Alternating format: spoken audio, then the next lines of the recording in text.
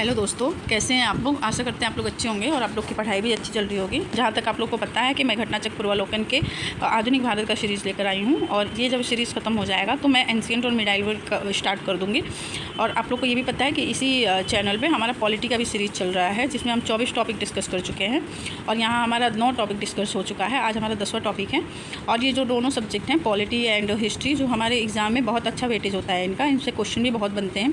पूर्वालोकन से करने से हमें फ़ायदा ये होता है कि इसमें हमारे जो क्वेश्चन जो रिपीट होते हैं वो हमारे गलत नहीं होते हैं। एग्ज़ाम में जो रिपीट क्वेश्चन होते हैं वो गलत नहीं होते हैं और प्लस इसमें जो एक्सप्लेनेशन अगर हम अच्छे से पढ़ के जाते हैं तो और भी क्वेश्चन जो होते हैं जो ऑप्शन के थ्रू बनने के चांसेस हमारे होते हैं। हम नहीं कुछ तो हम 50-50 के रेंज में रहते हैं कि हाँ ये क्वेश्चन मतलब ये ऑप्शन गलत हो सकता है, तो हम थोड़ा तुक्का भी लगा सकते हैं 50-50 के रेंज में। तो आइए फिर इसके शॉर्ट नोट्स हैं, इसको थोड़ा देख लेते हैं, फिर इसके क्वेश्चन की तरफ बढ़ते हैं।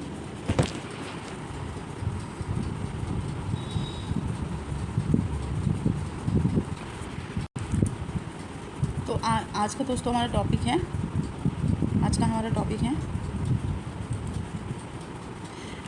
सामाजिक एवं धार्मिक सुधार आंदोलन। सामाजिक एवं धार्मिक सुधार आंदोलन आज का हमारा टॉपिक है। तो इसके कुछ शॉर्ट नोट्स देख लेते हैं और फिर हम क्वेश्चन को करते हैं। 19वीं शताब्दी के सामाजिक और धार्मिक सुधार आंदोलन का भारत के आधुनिक इतिहास में विशेष स्थान रहा है। इन आंदोलनों ने बुद्धिजीवियों और मध्यम वर्ग को सर्वाधिक प्रभावित किया था। निर्धन तथा सर्वसाधारण वर्ग इस आंदोलन से अप्रभावित रहे हैं। बुद्धिजीवी, नगरीय उच्च जातियाँ एवं उदार रजवाड़े इन आंदोलनों से प्रभावित रहे थे। राजा राम मोहन राय 19वीं शताब्दी के अग्रणी सामाजिक सुधारक थे, जिन्होंने सबसे पहले भारतीय समाज में व्याप्त बुराइयों के विरोध में आंदोलन चलाया था। उनके नवीन विचारों ने 19वीं शताब्दी में भारतीय पुनर्जागरण को प्रोत्साहित किया। राजा राम मोहन राय को भारतीय पुनर्जागरण का पिता, भारतीय राष्ट्रवाद का पैगंबर, अतीत और भविष्य के मध्य सेतु तथा भारतीय राष्ट्रवाद का जनक, आधुनिक भारत का पिता, प्रथम आधुनिक पुरुष, युगदूत कहा गया है। हिंदू धर्म के एकेश्वरवादी मत का प्रचार करने के लिए 1815 में राजा राम मोहन राय ने अपने युवा समर्थकों के सहयोग से आत्मीय सभा की स्थापना की थी। 1828 में इन्होंने ब्रह्म सभा के नाम से एक नए समाज की स्थापना की, जिसे आगे चलकर ब्रह्म समाज के नाम से जाना गया। देवेंद्रनाथ टैगोर ने राजा राम मोहन राय के विचारों के प्रचार के लिए अक्टूबर 1839 में तत्वबोधिनी सभा की स्थापना की। आधुनिक भारत के इतिहास में हिंदू धर्म का पहला समाज सुधारक आंदोलन ब्रह्म समाज था, जिस पर आधुनिक पाश्चात्य विचारधारा का बहुत गहरा प्रभाव पड़ा था। मुगल बादशाह अकबर द्वितीय ने राम मोहन राय को राजा की उपाधि दी थी। साथ ही अपने दूत के रूप में 1830 में तत्कालीन ब्रिटिश किंग विलियम चतुर्थ के दरबार में भेजा था। राय को इंग्लैंड के राजा से मुगल बादशाह अकबर द्वितीय को मिलने वाली पेंशन की मात्रा बढ़ाने की बातचीत करनी थी। इंग्लैंड के ब्रिस्टल में 27 सितंबर 1833 को राजा राम मोहन राय की मृत्यु हो गई, जहां इनकी समाधि स्थापित है। शिक्षा के क्षेत्र में राजा राम मोहन राय ने अंग्रेजी शिक्षा के पक्षधर थे। उनका मानना था कि एक उदारवादी पाश्चात्य शिक्षा ही अज्ञान के अंधकार से हमें निकाल सकती है और भारतीयों को देश के प्रशासन में भागीदारी दिला सकती है। उन्होंने मूर्ति पूजा, बाल विवाह तथा सती प्रथा जैसी सामाजिक कुरीतियों का विरोध किया। रामकृष्ण परमहंस ने इस बात पर जोर दिया कि ईश्वर तक पहुंचने के लिए कई मार्ग हो सकते हैं। उन्होंने विभिन्न उपासना पद्धतियों और विभिन्न धर्म मार्गों, विशेषकर हिंदू परंपरा में अनेक मार्गों के साथ तथा इस्लाम और ईसाइयत के माध्यम से साधना कर यह प्रतिपादित किया कि सभी धर्मों का अंतिम लक्ष्य एक ही है, जतो मत ततो पथ, अर्थात जितने विचार मत उतने ही ईश्वर तक पहुंचने के रास्ते। रामकृष्ण परमहंस की शिक्षाओं की व्याख्या को साकार देने के लिए स्वामी विवेकानंद ने 1863 से 1902 में इन्होंने इस शिक्षा का साधारण भाषा में वर्णन किया। स्वामी विवेकानंद रामकृष्ण परमहंस के संदेशों को आधुनिक वेदांत, व्यवहारिक वेदांत के रूप में लोकप्रिय किए। कुछ विद्वान इस प्रवृत्ति को ही नव वेदांत या नवीन हिंदू धर्म कहते हैं। 1893 में शिकागो गए, जहां उन्होंने parliament of the world religions, विश्व धर्म संसद में अपना सुप्रसिद्ध भाषण दिया। सुभाष चंद्र बोस ने उनके बारे में कहा था कि जहां तक बंगाल का संबंध है, हम विवेकानंद को आधुनिक राष्ट्रीय आंदोलन का आध्यात्मिक पिता कह सकते हैं। रामकृष्ण मिशन की स्थापना स्वामी विवेकानंद ने 1 मई 1897 को कलकत्ता में बलराम बसु के घर में की थी। 4 मई 1909 को 1860 के सोसाइटी पंजीकरण अधिनियम 21 के अंतर्गत इसे विधिवत औपचारिक रूप से पंजीकृत कराया गया था। 4 मई 1909 को ये विधिवत रूप से पंजीकृत हुआ था। वर्तमान समय में रामकृष्ण मिशन का मुख्यालय हावड़ा के बलूर में है। मिशन का नामकरण रामकृष्ण परमहंस के नाम पर हुआ था। यह 19वीं सदी का अंतिम महान धार्मिक और सामाजिक आंदोलन था। इसकी विशेषता है कि प्राच्य या पूर्वी तथा आधुनिक या पश्चिमी इन दोनों महान शक्तियों का समन्वय। रामकृष्ण मिशन का उद्देश्य वेदांत और आध्यात्मिक आदर्शों का प्रचार करते हुए शिक्षा, स्वास्थ्य, राहत व अन्य मानवतावादी सेवा कार्य करना। यह मिशन भारत की प्राचीन संस्कृति से अपनी प्रेरणा ग्रहण करता है और रामकृष्ण परमहंस के जीवन के उपदेशों से व्याख्यायित वेदांत, व्यवहारिक वेदांत के सिद्धांत को अपना आदर्श मानता है। इसका लक्ष्य मनुष्य के भीतर की उच्चतम आध्यात्मिकता का विकास करना है, किंतु साथ ही यह हिंदू धर्म में पीछे विकसित मूर्ति पूजा जैसी चीज़ों की कीमत और उपयोगिता भी स्वीकार करता है। मिशन की दूसरी विशेषता सभी धर्मों की सच्चाई में विश्वास है। स्वामी विवेकानंद कहते थे कि सभी धर्म और सभी प्रकार के कार्य प्रणालियाँ और उपासना के तरीके हमें एक ही लक्ष्य की ओर लेकर जाते हैं। शारदा मणि मुखोपाध्याय, जिन्हें शारदा देवी के नाम से जाना जाता है, का विवाह 23 वर्षीय रामकृष्ण परमहंस से 5 वर्ष की उम्र में हुआ था। 5 वर्ष की उम्र में 1859 में हुआ था। मूल शंकर स्वामी दयानंद का जन्म 1824 में गुजरात के मोराबी रियासत के टंकरा में एक ब्राह्मण कुल में हुआ था। उन्होंने 1860 में मथुरा में स्वामी विरजानंद जी से वेदों के शुद्ध अर्थ और वैदिक धर्म के प्रति अपनी अगाध श्रद्धा प्राप्त की। 1867 में हरिद्वार में उन्होंने पाखंड खंडनी पताका लहराई और उनके विचार उनकी प्रसिद्ध पुस्तक सत्यार्थ प्रकाश में वर्णित हैं। उनकी अन्य रचनाओं में ऋग्वेदादि भाष्य भूमिका, अद्वैत मत खंडन, पंच महायज्ञ विधि, वेद विरुद्ध मत खंडनम, पाखंड खंडनम, अन्य नाम जो है वैष्णव मत खंडनम, भागवतम खंडनम आदि प्रमुख हैं। स्वामी दयानंद ने कहा था कि स्वशासन के स्थानापन्न नहीं है। दयानंद सरस्वती ने अप्रैल 1875 में बम्बई में आर्य समाज की स्थापना की, जिसका मुख्य उद्देश्य प्राचीन वैदिक धर्म की शुद्ध रूप में पुनः स्थापना करना है। आर्य समाज आंदोलन का प्रसार प्रायः पाश्चात्य प्रभावों के प्रतिक्रिया के रूप में हुआ था। 1877 ईस्वी में आर्य समाज का मुख्यालय लाहौर में स्थापित किया गया, जिसके उपरांत आर्य समाज का अधिक प्रसार हुआ। शुद्ध वैदिक परंपरा में विश्वास के चलते स्वामी जी ने वेदों की ओर लौटो का नारा दिया। स्वामी दयानंद का उद्देश्य था कि भारत को धार्मिक, सामाजिक और राष्ट्रीय रूप से एक कर दिया जाए। धार्मिक क्षेत्र में वह मूर्ति पूजा, बहुदेववाद, अवतारवाद, पशु बलि, श्राद्ध, पितृकर्म, तंत्र मंत्र, झूठे कर्मकांडों को स्वीकार नहीं करते थे। स्वामी दयानंद को उनके धार्मिक सुधार प्रयासों के कारण भारत का मार्टिन लूथर कहा जाता है। आर्य समाज के नियम और सिद्धांत सबसे पहले बम्बई में गठित किए गए थे। 1892 में आर्य समाज 2 गुटों में बट गया। एक गुट पाश्चात्य शिक्षा का समर्थक था, जबकि दूसरा गुट पाश्चात्य शिक्षा का विरोधी था। पाश्चात्य शिक्षा के विरोधियों में स्वामी श्रद्धानंद, जिनका अन्य नाम मुंशी राम था, और लेखाराम प्रमुख थे। इन लोगों ने 1902 में गुरुकुल की स्थापना की।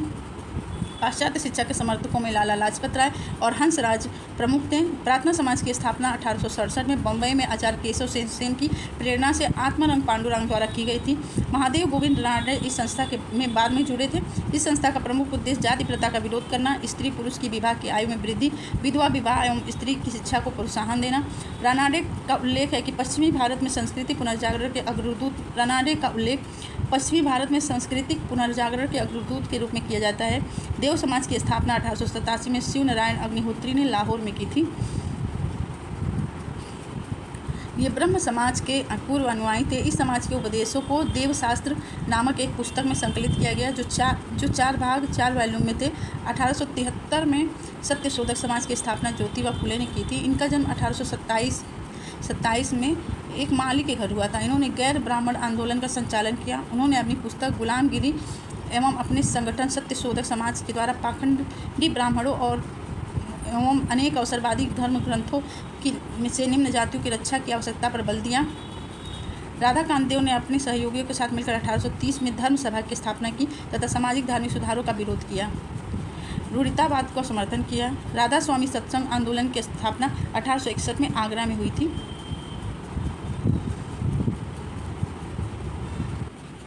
महाजन या बैंकर तुलसीराम, जो शिवदयाल साहब या स्वामी जी महाराज के नाम से भी लोकप्रिय थे, ने की थी। राधा स्वामी मत के मानने वाले लोग एक ही परमेश्वर गुरु की महत्ता संतों के साथ तथा साधारण सामाजिक जीवन में विश्वास करते थे। महाराष्ट्र के समाज सुधारक गोपाल हरि देशमुख 1823 से 92 में लोक हितवादी के रूप में प्रख्यात थे। पेशे की दृष्टि से न्यायाधीश गोपाल हरि देशमुख ने 1880 में बॉम्बे के गवर्नर के लेजिस्लेटिव काउंसिल बॉम्बे के गवर्नर के काउंसिल के सदस्य भी रहे हैं। महाराष्ट्र में विधवा विवाह को प्रोत्साहन देने वाले समाज सुधारकों में विष्णु शास्त्री पंडित ने प्रमुख भूमिका निभाई। उन्होंने 1860 के दशक में विधवा विवाह में उत्तेजक मंडल का गठन किया, साथ ही विधवा पुनर्विवाह हेतु आंदोलन भी चलाए। 19वीं शताब्दी के महान पारसी समाज सुधारक बहराम जी ए मालवाड़ी थे, जिनका जन्म बड़ौदा के पारसी परिवार में 1853 में हुआ था। इन्होंने बाल विवाह के खिलाफ तथा विधवा विवाह के समर्थन में नोट्स का संपादन किया तथा 1891 में सम्मत आयु अधिनियम इन्हीं के प्रयासों से पारित हुआ था। भारतीय राष्ट्रीय सामाजिक सम्मेलन की स्थापना 1887 में M.G. रनाडे और रघुनाथ राव ने के द्वारा तथा उनके अन्य सहयोगियों के साथ की गई थी। M.G. रनाडे और रघुनाथ राव द्वारा अपने सहयोगियों के साथ की गई थी। इस सम्मेलन का प्रमुख उद्देश्य बहु विवाह, बाल विवाह, पुलिंगवाद जैसी कुप्रथाओं का समापन करना था। 1850 में जाति अक्षमता निवारण अधिनियम द्वारा यदि कोई व्यक्ति धर्म बदले या किसी धर्म से निकाल दिया जाए या जाति से बहिष्कृत कर दिया जाए तो केवल इसी कारण उससे उसकी संपत्ति का अधिकार या विरासत का हक नहीं छीना जा सकता था। 1856 के हिंदू विधवा पुनर्विवाह अधिनियम के द्वारा विधवाओं के पुनर्विवाह को कानून संगत बनाया गया। बंगाल सती विनियमन लॉर्ड विलियम बेंटिंग के समय 1829 में बनाया गया। कलकत्ता में सांस्कृतिक कॉलेज के आचार्य ईश्वर चंद्र विद्यासागर ने विधवा पुनर्विवाह के लिए अथक संघर्ष किया। उन्होंने प्राचीन हिंदू ग्रंथों शास्त्रों के आधार पर विधवा विवाह को वैध ठहराने का प्रयास किया। इनके प्रयासों के फलस्वरूप जुलाई 1856 को हिंदू विधवा पुनर्विवाह अधिनियम को गवर्नर जनरल की स्वीकृति मिली। राजा राम मोहन राय ने सती प्रथा पर प्रबल विरोध किया। यह उन्हीं के प्रयासों का फल था कि 1829 में बंगाल सती विनिमय रेगुलेशन 1829 के अनुसार विधवाओं को जीवित जलाने पर रोक लगा दी गई और न्यायालय को आज्ञा दी गई कि ऐसे मामलों में सदोष मानव हत्या के लिए मुकदमा चलाया जाए और दोषियों को दंडित करें। लॉर्ड एलन बरो जो है 1843 में एक्ट 5 के तहत दासता अधिकारों को अस्वीकार करता है और दास माने जाने वाले व्यक्ति को भी कानून के समक्ष सुरक्षा प्रदान करता है।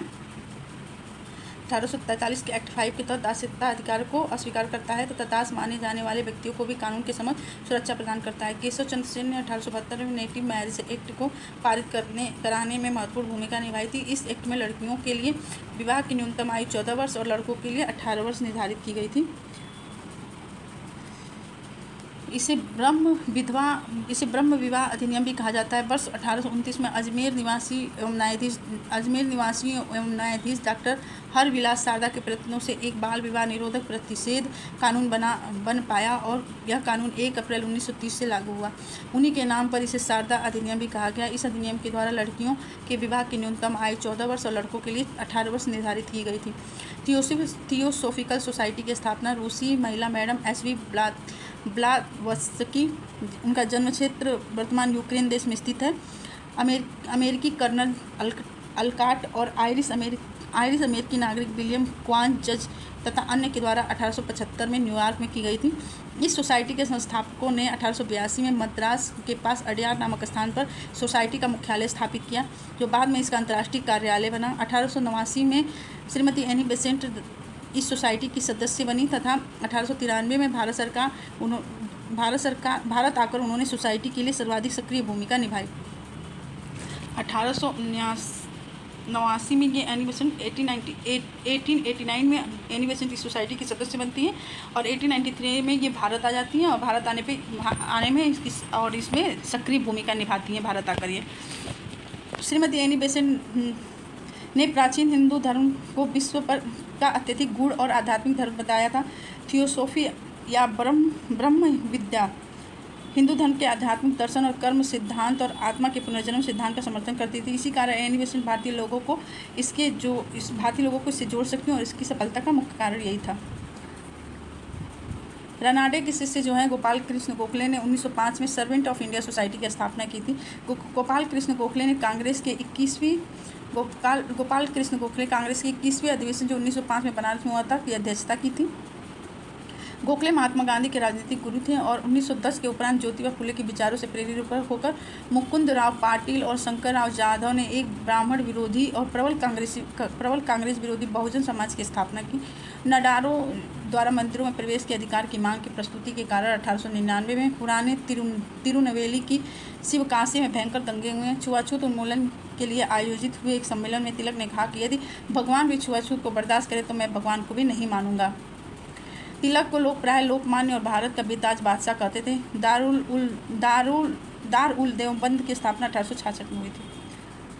क्वेश्चन देख लेते हैं दोस्तों। 19वीं शताब्दी में धर्म एवं समाज सुधारक आंदोलन में नए जनसंख्या के किस वर्ग को मुख्यतः आकर्षित किया था? तो ये बुद्धिजीवी वर्ग थे और नगरी उच्च जातियाँ थीं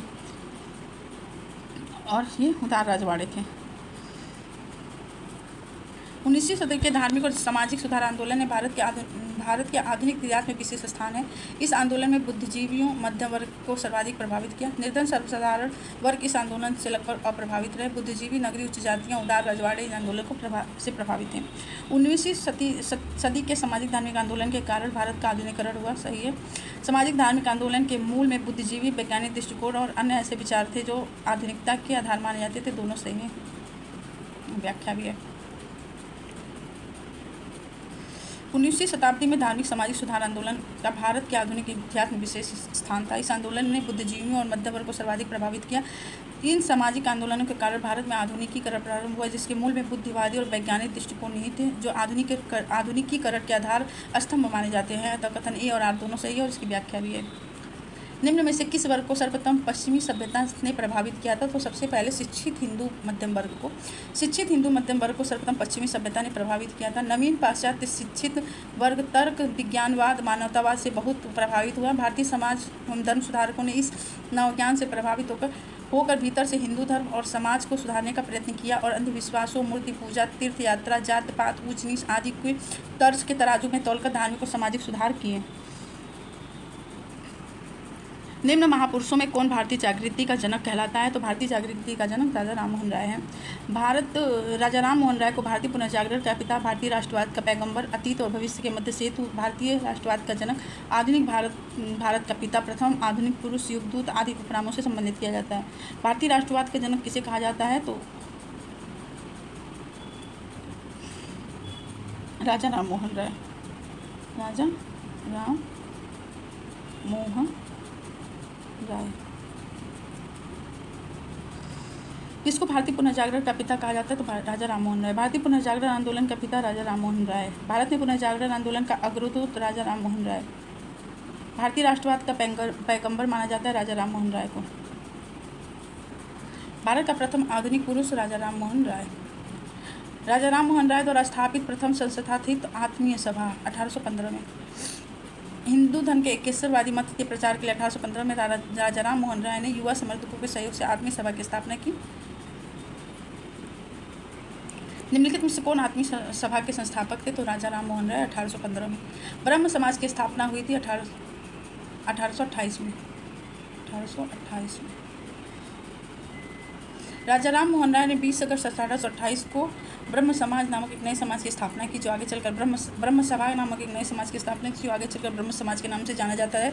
इस समाज में मूर्ति पूजा का विरोध किया गया, एक ब्रह्म की पूजा का उपदेश दिया गया। ऐसे लोगों की जमात थी जो ईश्वर की एकता में विश्वास करते थे और मूर्ति पूजा से अलग रहते थे।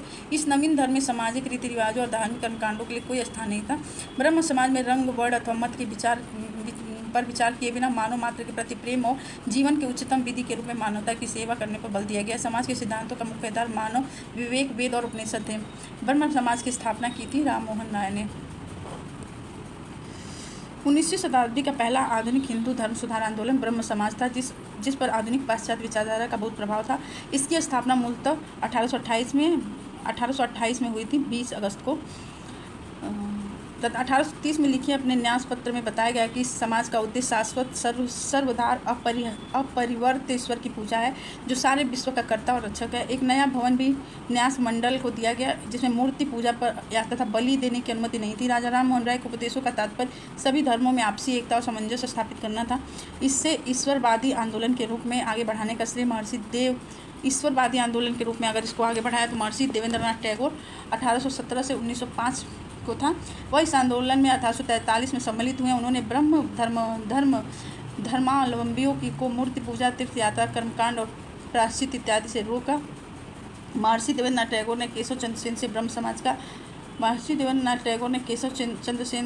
को ब्रह्म समाज का आचार्य नियुक्त किया। केशव चंद्र सेन की वाक्पटुता, उदारवादी विचारों ने इस आंदोलन को और लोकप्रिय बना दिया। शीघ्र ही इसकी शाखाएं बंगाल से हटकर यूपी और मद्रास में भी खोल दी गईं। केशव चंद्र सेन को ब्रह्म समाज का प्रधान आचार्य किसने नियुक्त किया था? तो ये देवेंद्रनाथ ठाकुर ने नियुक्त किया था। राजा राम मोहन राय की ब्रह्म समाज की स्थापना 1828 में हुई थी। ब्रह्म समाज के संस्थापक थे राजा राम मोहन राय।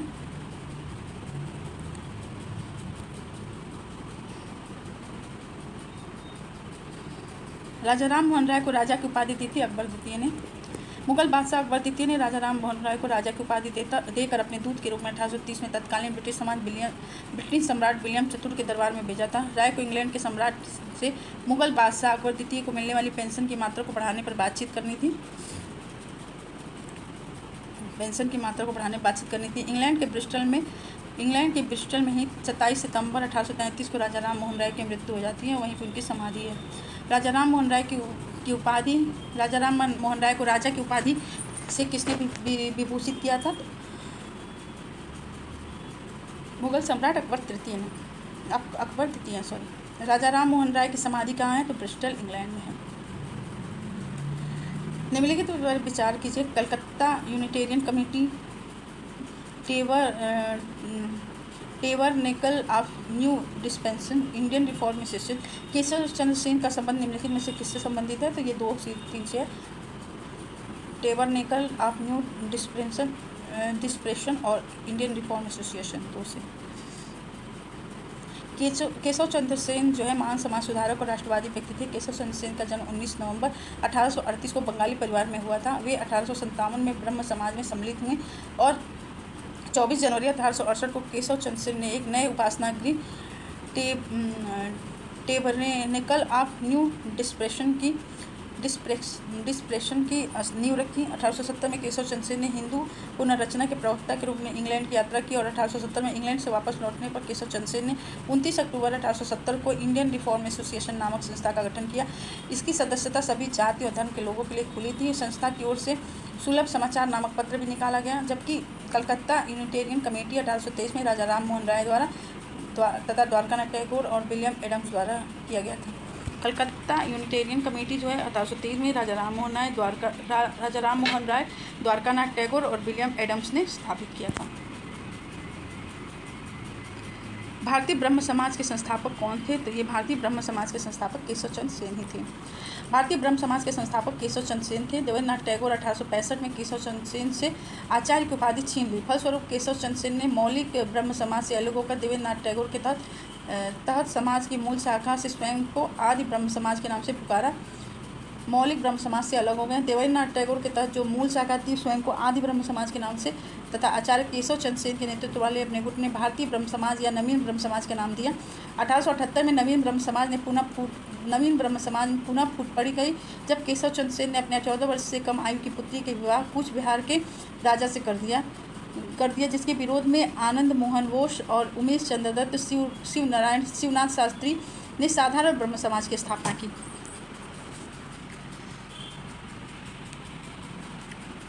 नोट: 20 अगस्त 1828 को राजा राम मोहन राय ने पेरंजी कमल बोस के मकान में, जो इस कार्य हित किराए पर लिया गया था, में ब्रह्म समाज की स्थापना की। ताराचंद चक्रवर्ती इसके प्रथम सचिव थे। देवेंद्रनाथ टैगोर इस समाज में 1843 में तथा केशव चंद्र सेन 1857 में सम्मिलित हुए। देवेंद्रनाथ टैगोर एवं केशव चंद्र सेन के मध्य वैचारिक मतभेद होने के कारण 11 नवंबर 1866 को केशव चंद्र सेन ने औपचारिक रूप से पृथक ब्रह्म समाज का गठन किया, तो इसका नवीन नामकरण भारतीय ब्रह्म समाज पड़ा। जबकि पूर्व स्थापित ब्रह्म समाज को आदि ब्रह्म समाज के नाम से जाना जाने लगा। ब्रह्म समाज की मूल वेबसाइट www.thebrahmsamaj.net में के गजेटियर ऑफ इंडिया इतिहास एवं संस्कृति एवं मैकमिलन प्रकाशित भारत का सामाजिक, सांस्कृतिक और आर्थिक इतिहास लेखक BN पुरी, MN दास और PN चोपड़ा में ये तथ्य दर्शित है। बाद में इतिहास के लेखन के दौरान प्रख्यात इतिहासविदों में BL ग्रोवर और प्रोफेसर R.L. शुक्ला आदि ने आधुनिक भारतीय इतिहास में अपनी पुस्तक में पता नहीं क्यों केशव चंद्र सेन की नवीन ब्रह्म समाज को ही आदि ब्रह्म समाज कहा है। मतलब B.L. ग्रोवर और R.L. शुक्ला ने जो है ये केशव चंद्र सेन के नवीन ब्रह्म समाज को ही आदि ब्रह्म समाज बताया है, जबकि जो वो गैजेटियर में है तो वो आदि ब्रह्म समाज जो है वो द्वारकानाथ टैगोर का ही था, देवेंद्रनाथ टैगोर का था। आदि ब्रह्म समाज की स्थापना किसने की थी? देवेंद्रनाथ टैगोर ने।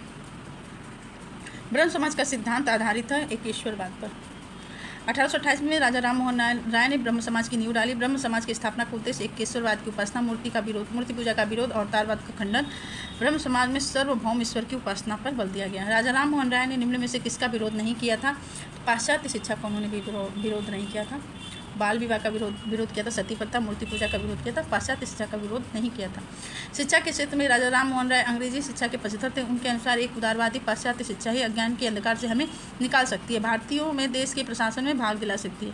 निम्नलिखित में से किसे राम मोहन राय के धार्मिक सामाजिक विचारों के विरोध में प्रारंभ किया गया था? तो ये किया गया था समाचार चंद्रिका। राजा राम मोहन राय ने धार्मिक और सामाजिक विचारों के विरोध में भवानी चरण बंदोपाध्याय राजा राम मोहन राय के धार्मिक और सामाजिक विचारों के विरोध में भवानी चरण बंदोपाध्याय ने 1822 में समाचार चंद्रिका पत्रिका का प्रकाशन किया। इससे पूर्व वे संवाद कौमुदी के संपादक थे। राजा राम मोहन राय के बारे में निम्नलिखित कथनों पर विचार कीजिए। उनमें प्राच्य विश्व के पारंपरिक दार्शनिक सिद्धांतों के प्रति अत्यंत अनुराग और समादर थे। उनकी कामना थी कि उनके देशवासी तर्कसंगत और वैज्ञानिक दृष्टिकोण तथा सभी पुरुषों और महिलाओं की मानवीय गरिमा और सामाजिक समता के सिद्धांतों को माने। तो सही है दोस्तों।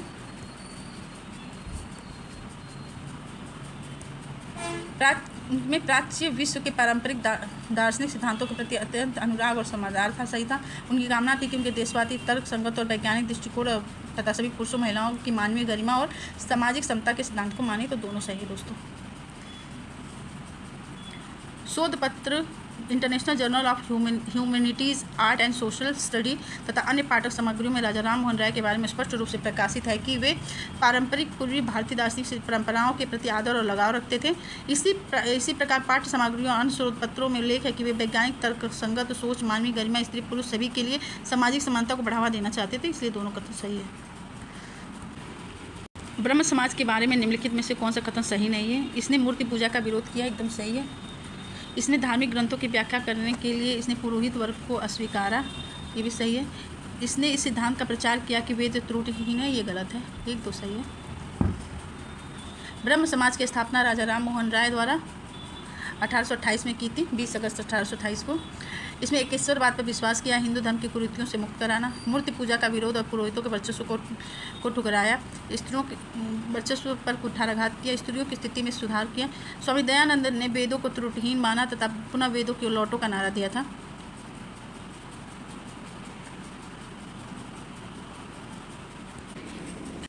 नीचे दो कथन दिए गए हैं, जिसमें से एक को अभिकरण ए और दूसरे को कारण आर कहा गया है।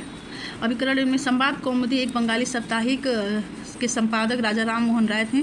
विधवा जलाने की प्रथा की निंदा करते हुए वे उनके लेख इसमें प्रकाशित हुए थे। तो ए असत्य है, बी सत्य है दोस्तों।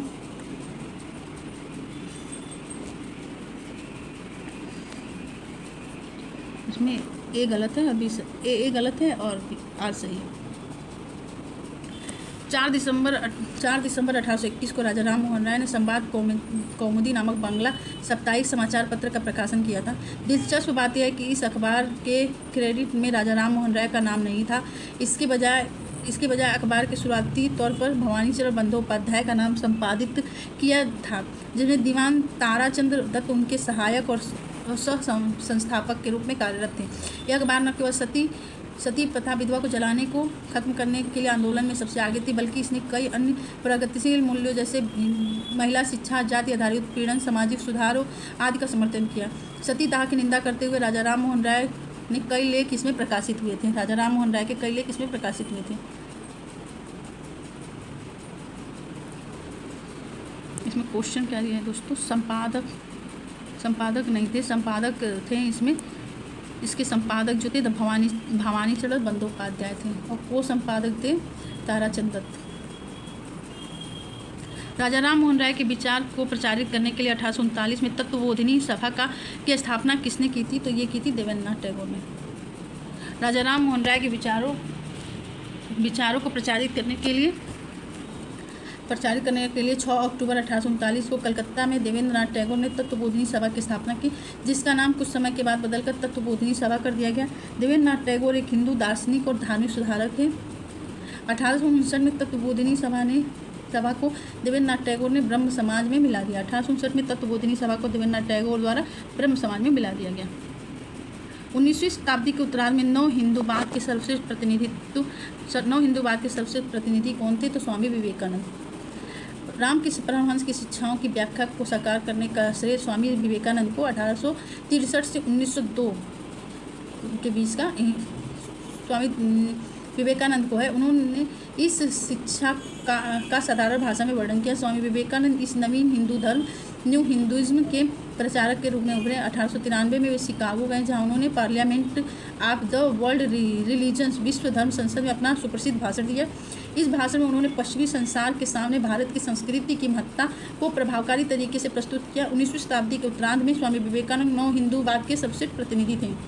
विवेकानंद ने शिकागो में आयोजित पार्लियामेंट ऑफ वर्ल्ड रिलीजन्स में भाग लिया था 1893 में।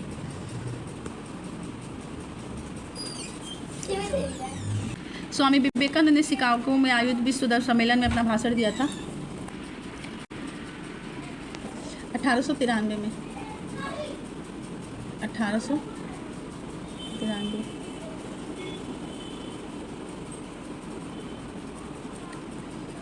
1893 में शिकागो में आयोजित अंतर्राष्ट्रीय धर्मों का संसद में किसका नाम जुड़ा है? तो स्वामी विवेकानंद का नाम जुड़ा है।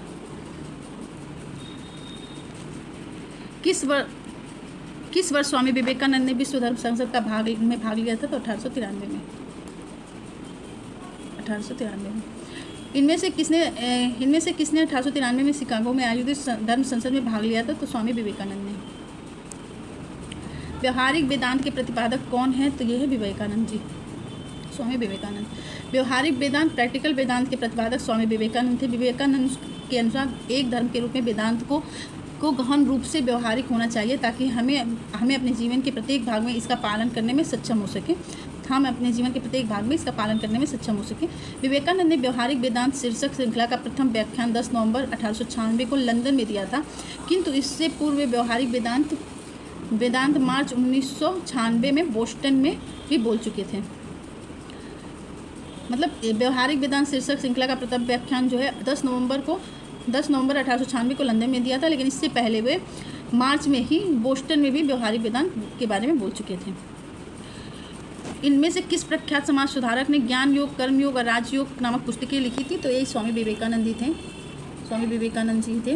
स्वामी विवेकानंद ने ज्ञान योग, कर्म योग, राजयोग नामक पुस्तकें लिखी और 1893 में वे शिकागो गए, जहां उन्होंने parliament of the world religion विश्व धर्म संसद में अपना सुप्रसिद्ध भाषण दिया और 1897 में उन्होंने रामकृष्ण मिशन की स्थापना की। रामकृष्ण मिशन की स्थापना किसने की थी? तो ये स्वामी विवेकानंद ने की थी। रामकृष्ण मिशन की स्थापना स्वामी विवेकानंद ने 1 मई 1897 में कलकत्ता के बलरामपुर बसु के घर में की थी। 1909 में तथा 1909 में 1860 के सोसाइटी पंजीकरण अधिनियम 21 के अंतर्गत इसे विधिवत औपचारिक रूप से पंजीकृत कराया गया। वर्तमान में समय में रामकृष्ण मिशन का मुख्यालय जो है हावड़ा बेलूर में है। रामकृष्ण मिशन किनके द्वारा प्रारंभ किया गया था? तो स्वामी विवेकानंद के द्वारा। रामकृष्ण मिशन की स्थापना 1897 में किसने की थी? तो विवेकानंद ने। विवेकानंद ने रामकृष्ण मिशन की स्थापना की थी 1897 में। रामकृष्ण मिशन की स्थापना किसने की थी? तो विवेकानंद ने 1897 में। स्वामी विवेकानंद द्वारा रामकृष्ण मिशन की स्थापना 1897 में। शारदा मणि कौन थी? तो ये थी रामकृष्ण परमहंस की पत्नी। जब वो 23 साल के थे, 5 साल की थी, शादी हो गया था। 23 वर्षीय रामकृष्ण परमहंस और 5 वर्षीय थी शारदा मणि मुखोपाध्याय। 1859 में शादी हुआ था इनका। ईश्वर के बारे में सोचने के लिए मेरे पास वक्त नहीं है, क्योंकि अभी धरती पर ही बहुत काम किया जाना है। उपयुक्त कथन किसका है? तो ये है ईश्वर चंद्र विद्यासागर का।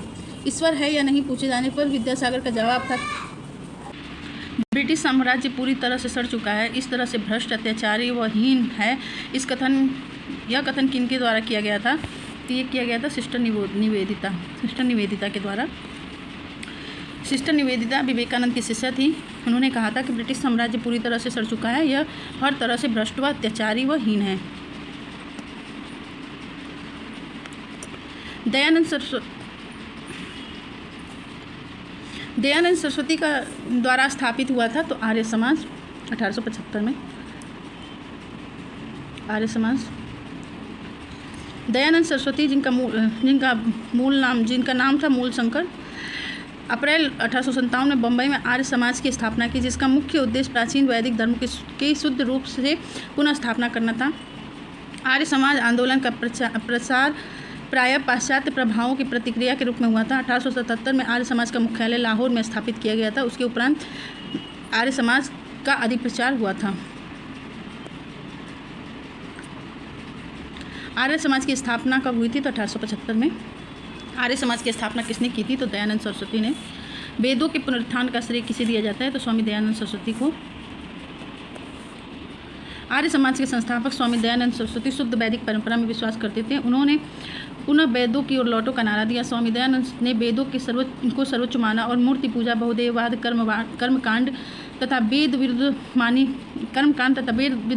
विरुद्ध मानी गई बाद की परंपराओं मतों की आलोचना की। 1867 में उन्होंने हरिद्वार में झूठे धर्मों का खंडन करने के लिए पाखंड खंडिनी पताका लहराई। स्वामी दयानंद सरस्वती ने वेदों को भारत के आधार स्तंभ के रूप में देखते थे। उनका विश्वास था कि हिंदू धर्म और वेद जिस पर भारत का पुरातन समाज टिका था शाश्वत, अपरिवर्तनीय, धर्मातीत और देवी है। इसलिए उन्होंने वेदों की ओर लौटो तथा वेद ही समस्त ज्ञान के स्रोत हैं का नारा दिया। स्वामी दयानंद को उनके धार्मिक सुधार प्रयासों के कारण भारत का मार्टिन लूथर कहा जाता है। वेदों की ओर चलो किसने कहा था तो स्वामी दयानंद सरस्वती ने। निम्न में से कौन भारत का मार्टिन लूथर है तो स्वामी दयानंद सरस्वती। सत्यार्थ प्रकाश की रचना किसने की थी तो स्वामी दयानंद सरस्वती ने।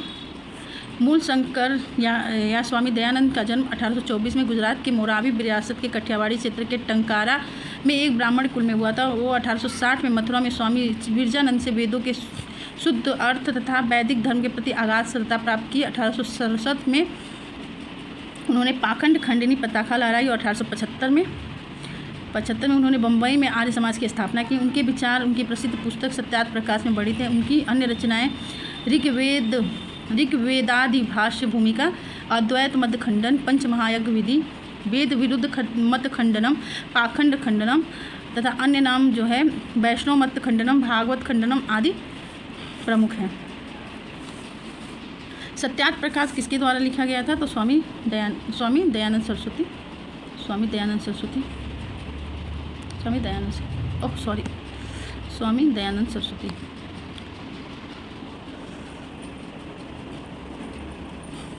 सत्यार्थ प्रकाश के लेखक स्वामी दयानंद सरस्वती।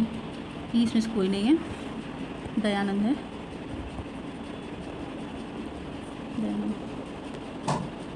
सत्यार्थ प्रकाश पवित्र पुस्तक है आर्य समाज का।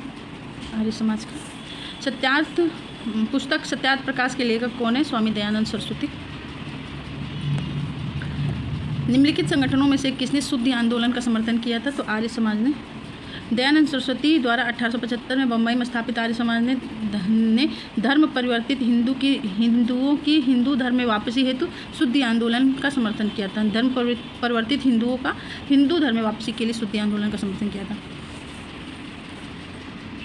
कथन ए तथा दूसरा कथन कारण है तो इसको देखते हैं। आर्य समाज जो है आर्य समाज आंदोलन में हिंदुओं में आत्मविश्वास और आत्मनिर्भरता प्रदान की। सही है। आर्य समाज आंदोलन में श्वेत जाति की श्रेष्ठता में विश्वास की जड़ों को कमज़ोर किया। तो ये भी दोनों सही है लेकिन व्याख्या नहीं है। आर्य समाज की स्थापना दयानंद सरस्वती द्वारा 1875 में की गई थी बम्बई में। इसका मुख्य उद्देश्य वैदिक धर्म के मूल सिद्धांतों की ओर लौटते हुए हिंदू समाज में व्यापक कुरीतियों, अस्पृश्यता, जातिगत कठोर और सामाजिक रूढ़ियों का विरोध करना था। औपनिवेशिक काल में अंग्रेज भारतीय समाज, धर्म और परंपराओं को हीन सिद्ध करने का प्रयास करते थे। ऐसे समय में दयानंद सरस्वती और आर्य समाज ने भारतीयों को अपनी परंपरा, संस्कृति और बौद्धिक क्षमता पर विश्वास दिलाया। इस प्रकार कथन और कारण दोनों सही हैं लेकिन व्याख्या नहीं कर रहे हैं। निम्न में से किसने कहा था कि अच्छा शासन स्वशासन का स्थानापन्न नहीं है तो ये कहा था स्वामी दयानंद सरस्वती ने। स्वामी दयानंद सरस्वती विदेशी दासता को एक अभिशाप मानते थे और स्वतंत्रता एवं लोकतंत्र के हिमायती थे। उनके आर्थिक विचारों में स्वदेशी का विशेष महत्व था। विश्वेश्वर प्रसाद की पुस्तक आइडियाज़ इन हिस्ट्री में उल्लेख है कि स्वामी दयानंद ने कहा था कि अच्छा शासन स्वशासन का स्थानापन्न नहीं है। Good government is no substitute for self government. निम्न में से किस व्यक्ति ने सर्वप्रथम स्वराज शब्द का प्रयोग किया और हिंदी को राष्ट्रभाषा? यही स्वामी दयानंद सरस्वती थे। हिंदी को राष्ट्रभाषा माना था स्वामी दयानंद सरस्वती ने। सर्वप्रथम स्वामी दयानंद सरस्वती ने स्वराज शब्द का प्रयोग किया और हिंदी को राष्ट्रभाषा के रूप में स्वीकार किया। निम्नलिखित में से किसने कहा था कि भारत भारतीयों के लिए है? तो स्वामी दयानंद सरस्वती ने ही कहा था। स्वामी दयानंद सरस्वती एक महान दार्शनिक, सामाजिक नेता और आर्य समाज के संस्थापक थे। इन्होंने कहा था कि भारत भारतीयों के लिए है। निम्नलिखित को काल क्रमानुसार रखिए। तो सबसे पहले आ जाएंगे तुलसीदास, तुलसीदास के बाद राजा राम मोहन राय और फिर स्वामी दयानंद, फिर स्वामी विवेकानंद। तो 1 2 4 3 1 2 4 3 ये हो जाएंगे। तुलसीदास 16वीं शताब्दी के थे। राजा राम मोहन राय 1772 से 1833, स्वामी दयानंद सरस्वती 1824 से 1883, विवेकानंद 1863 से 1902। निम्नलिखित में से किसने महाराष्ट्र में प्रार्थना समाज की स्थापना की थी? तो आत्माराम पांडुरंग ने। प्रार्थना समाज की स्थापना मार्च 1867 में बम्बई में आचार्य केशव चंद्र सेन की प्रेरणा से आत्माराम पांडुरंग ने की थी। महादेव गोविंद रनाडे इस संस्था में बाद में जुड़े थे। इसके मुख्य संचालक बने। इस संस्था का मुख्य उद्देश्य जाति प्रथा का विरोध, स्त्री पुरुष विवाह की आयु में वृद्धि तथा विधवा विवाह तथा स्त्री शिक्षा को प्रोत्साहन देना था। रनाडे का सामाजिक सुधार आंदोलन 19वीं शताब्दी के अंत तक सफलतापूर्वक जारी रहा। प्रार्थना समाज की स्थापना की गई थी, तो ये की गई थी महाराष्ट्र में। प्रार्थना समाज के संस्थापक कौन थे? तो आत्माराम पांडुरंग और बाद में महादेव गोविंद रनाडे इसमें से जुड़ गए थे। प्रार्थना समाज के संस्थापक थे आत्माराम पांडुरंग। महाराष्ट्र में प्रार्थना समाज का मुख्य संचालक कौन था? तो आत्माराम पांडुरंग थे। बाद में MG रनाडे जुड़े और ये मुख्य संचालक बन गए थे। देव समाज का संस्थापक कौन था? तो देव समाज का शिवनारायण अग्निहोत्री थे। देव समाज की स्थापना 1887 में शिवनारायण अग्निहोत्री ने लाहौर में की थी। ये ब्रह्म समाज के पूर्व अनुयायी थे और इस समाज के उद्देश्यों को देवशास्त्र नामक एक पुस्तक में संकलित किया था। यह पुस्तक 4 भाग 4 वॉल्यूम में थे। इसमें सामाजिक सुधारों, गुरु की महत्ता और सत्य कार्यों की आवश्यकता पर बल दिया गया था। वर्ष 1913 के बाद शिवनारायण अग्निहोत्री द्वारा अपने द्वितीय पुत्र देवानंद को आध्यात्मिक उत्तराधिकारी नियुक्त करने के बाद इस आंदोलन की सार्वजनिक लोकप्रियता में कमी आई थी। 1913 में शिवनारायण अग्निहोत्री ने अपने पुत्र को देवानंद को आध्यात्मिक उत्तराधिकारी नियुक्त कर दिया था, तब इसकी लोकप्रियता में कमी आ गई थी। इसने 1873 में सत्यशोधक समाज की स्थापना की थी, तो ज्योतिबाई फुले ने। 1873 में सत्यशोधक समाज की स्थापना ज्योतिबाई फुले या ज्योतिराव फुले ने की थी। इनका जन्म 1827 में एक माली के घर में हुआ था। इन्होंने गैर ब्राह्मण आंदोलन का संचालन किया। इन्होंने अपनी पुस्तक गुलामगिरी एवं अपने संगठन सत्यशोधक समाज के द्वारा पाखंडी ब्राह्मणों एवं उनके अवसरवादी धर्म ग्रंथों तथा निम्न जातियों की रक्षा की आवश्यकता पर बल दिया। अवसरवादी धर्म ग्रंथों से निम्न जातियों की रक्षा की आवश्यकता पर बल दिया। सत्यशोधक समाज की स्थापना की थी, तो ज्योतिबा फुले। सत्यशोधक समाज की स्थापना किसने की थी? तो ज्योतिबा फुले ने। गुलामगिरी के लेखक ज्योतिबा फुले। प्रसिद्ध पुस्तक गुलामगिरी के लेखक ज्योतिबा फुले। सत्यशोधक आंदोलन चलाया था ज्योतिराव फुले। महात्मा ज्योतिबा फुले की संगठन की स्थापना की थी, तो ये सत्यशोधक समाज की। पिछड़े वर्गों का उत्थान किसका मुख्य कार्य था? सत्यशोधक समाज का। पिछड़े वर्गों का उत्थान सत्यशोधक समाज का मुख्य कार्यक्रम था। इसकी स्थापना 1873 में ज्योतिबा फुले ने की थी। यह आंदोलन दलितों, निम्न जातियों और अन्य वंचित समुदाय के कल्याण के लिए चलाया गया था। अपनी ब्राह्मण विरोधी गतिविधियों का संगठित रूप में प्रसार करने के लिए उन्होंने आलोचनात्मक ग्रंथों सार्वजनिक सत्य धर्म पुस्तक तथा गुलामगिरी की रचना की थी। सत्यशोधक समाज के संस्थापक कौन थे जिनका प्राथमिक जोर सत्य की खोज पर था? तो ये ज्योतिबा फुले थे। सत्यशोधक समाज ने संगठित किया था महाराष्ट्र में एक जाति विरोधी आंदोलन। 1873 में सत्यशोधक समाज की स्थापना ज्योतिबा फुले ने की थी। सत्यशोधक समाज से पहले भी इस देश में सामाजिक और धार्मिक सुधार आंदोलन चले, किंतु सत्यशोधक समाज इन सब से अलग और विशिष्ट था। इसमें उच्च वर्णों और श्रेणियों के प्रति पिछड़ी जातियों का विद्रोह प्रमुख था। ज्योतिबा फुले संबंधित थे जाति विरोधी आंदोलन से। सत्यशोधक समाज की स्थापना किसने की थी? तो ज्योतिबा फुले ने। वह बंगाली नेता कौन था जिसने सामाजिक धार्मिक सुधारों का विरोध किया और रूढ़िवादिता का समर्थन किया था? तो ये राधाकांत देव थे। राजा राधाकांत देव ने अपने सहयोगियों के साथ मिलकर 1830 में कलकत्ता में धर्म सभा की स्थापना की और सामाजिक धार्मिक सुधारों का विरोध और रूढ़िवादिता का समर्थन किया। राधा स्वामी सत्संग के संस्थापक कौन थे? तो ये थे शिवदयाल साहब। राधा स्वामी सत्संग आंदोलन 1861 में आगरा में एक महाजन या बैंकर शिवदयाल साहब या शिवदयाल सिंह स्वामी जी महाराज ने की थी।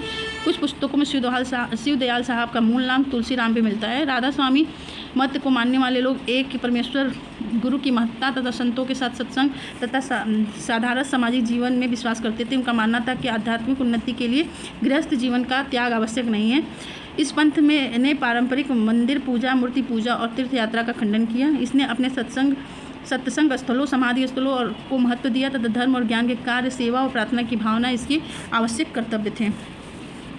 महाराष्ट्र में किस सुधारक को लोक हितवादी के नाम से जाना जाता है? तो ये गोपाल हरि देशमुख को। महाराष्ट्र के समाज सुधारक गोपाल हरि देशमुख 1823 से 92 तक लोक हितवादी के रूप में प्रख्यात हैं। पेशे की दृष्टि से न्यायाधीश गोपाल हरि देशमुख 1880 में बॉम्बे के गवर्नर के काउंसिल के सदस्य भी रहे हैं। वे महान समाज सुधारक तथा बौद्धिक चिंतक थे। इन्होंने बौद्धिक दृष्टिकोण का परिष्कार करने तथा देश की समस्याओं का समाधान करने के लिए लोगों के समूह का आत्मनिर्भर बनने तथा पश्चिमी शिक्षा की आवश्यकता का पक्ष प्रस्तुत किया। उन्होंने स्त्री आंदोलन का समर्थन करते हुए स्त्री शिक्षा के प्रसार पर पक्ष लिया। ये राष्ट्रीय आत्मनिर्भरता के समर्थक के रूप में हाथ से बुने हुए खादी के वस्त्र पहनकर 1887 में दिल्ली में भी उपस्थित हुए थे, दिल्ली दरबार में भी उपस्थित हुए थे। लोक हितवादी उपनाम से किसे जाना जाता है? तो गोपाल हरि देशमुख को। महाराष्ट्र में विधवा पुनर्विवाह हेतु अभियान किसने चलाया था? तो ये चलाया था पंडित विष्णु परशुराम पंडित ने। महाराष्ट्र में विधवा विवाह को प्रोत्साहन देने वाले समाज सुधारकों विष्णु शास्त्री पंडित या विष्णु परशुराम पंडित का नाम उल्लेखनीय है। इनके द्वारा 1860 में विधवा विवाह उत्तेजक मंडल का गठन किया गया और साथ ही विधवा पुनर्विवाह गठन आंदोलन भी चलाया गया था। B.M. मालवारी बाल विवाह प्रथा को वैधानिक रूप से समाप्त करने के लिए प्रसिद्ध है। 19वीं शताब्दी में महानतम पारसी समाज सुधारक कौन थे? तो ये थे बहराम M.G. मालवारी। 19वीं शताब्दी के महान पारसी समाज सुधारक बहराम M.G. मालवारी थे। उनका जन्म बड़ौदा के पारसी परिवार में 1853 में हुआ था। उन्होंने बंगाल बाल विवाह के खिलाफ और विधवा विवाह के समर्थन में एक नोट्स पुस्तिका का संपादन किया। 1891 में इनकी सम्मति आयु अधिनियम एज ऑफ कंसेंट एक्ट पारित होने में इन्होंने महत्वपूर्ण भूमिका निभाई थी। The age of consent act पारित हुआ था 1891 में। सहमति की आयु अधिनियम 1891 निम्नलिखित के संदर्भ में निम्नलिखित कथनों पर विचार कीजिए। यह बम्बई के एक पारसी सुधारक बहराम जी मालवारी थे जिन्होंने एक कानून की वकालत की। इस अधिनियम को बाल गंगाधर तिलक के नेतृत्व वाली चरमपंथी शाखा ने समर्थन दिया।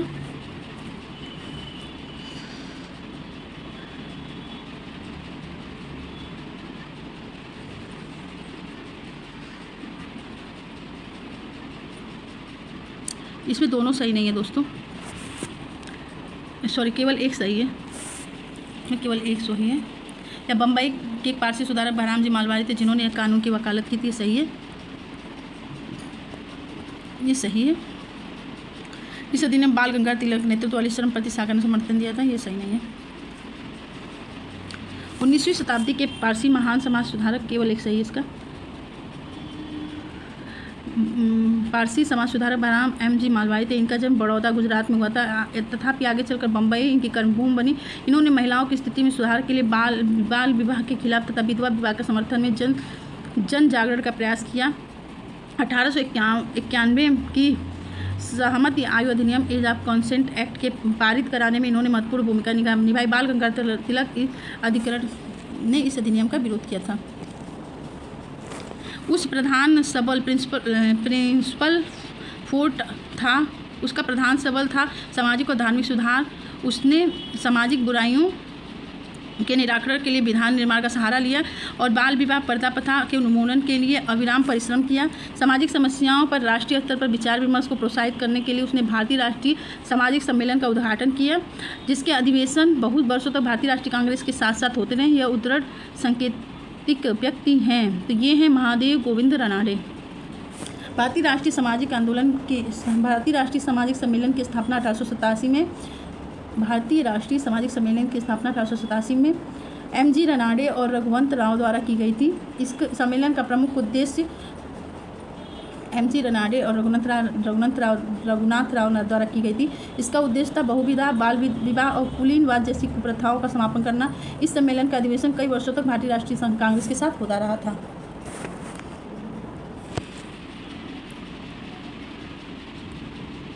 निम्नलिखित कथनों में से कौन सा सही नहीं है? Servant of India society Gopal Krishna Gokhale सही है, सही है। Social service league M.N. Joshi ये भी सही है। सेवा समिति H.N. कुजरू ये भी सही है। Social reform association Shri Ram Vajpayee नहीं, ये नहीं है, श्री राम वाजपेयी नहीं है, इसका दी ही सही नहीं है। आज का एक्सप्लेनेशन लिख लेते हैं। सर्वेंट ऑफ इंडिया सोसाइटी 1905 में Gopal Krishna Gokhale. Social service league 1911 Narayan Malhar Joshi. सेवा समिति 1914 Hridaynath Kunzru. Bombay presidency social reform association वर्ष 1930 में देश के तत्कालीन प्रमुख समाज सुधारक चंदावरकर, भंडारकर आदि प्रमुख थे। ज्ञातव्य है कि सोशल रिफॉर्म एसोसिएशन रानडे के इंडियन नेशनल सोशल कॉन्फ्रेंस 1827 द्वारा स्थापित की गई संस्था थी। सोशल रिफॉर्म एसोसिएशन रानडे के इंडियन नेशनल सोशल कॉन्फ्रेंस 1887 द्वारा स्थापित की गई संस्था थी। इसके पूर्व 1887 में वीरेश लिंगम पुत्तुल ने राजमुंद्री सोशल रिफॉर्म एसोसिएशन की स्थापना की थी। विधवा पुनर्विवाह को प्रोत्साहन करने के उद्देश्य से 1871 में राजमुंद्री सोशल रिफॉर्म एसोसिएशन की स्थापना किसने की थी? तो ये की थी वीरेश लिंगम द्वारा। राजमुंद्री सोशल रिफॉर्म एसोसिएशन की स्थापना 1887 में वीरेश लिंगम पुत्तुल द्वारा की गई, जिसने विधवा पुनर्विवाह पर रोक लगा दिया। यद्यपि आयोग ने त्रुटिपूर्ण ढंग से प्रश्न 1871 लिखा है, 1878 होगा। जबकि भारतीय स्वतंत्रता आंदोलन के समय राष्ट्रीय सामाजिक सम्मेलन नेशनल सोशल कॉन्फ्रेंस का गठन किया गया था। इसके गठन के लिए उत्तरदायी कारक थे। बंगाल के क्षेत्र में विभिन्न सामाजिक सुधार ग्रुप संगठन किसी एक मंच पर एकत्रित होकर व्यापक हित मांग पत्र सरकार के समक्ष प्रस्तुत करना चाहे, नहीं, गलत है। भारतीय राष्ट्रीय कांग्रेस अपने कर्तव्य में सामाजिक सुधारों को नहीं रखना चाहती थी, इसलिए प्रस्तुत उद्देश्य के लिए उसे अन्य अलग से संगठन बनाने का सुझाव दिया गया था। यही सही है।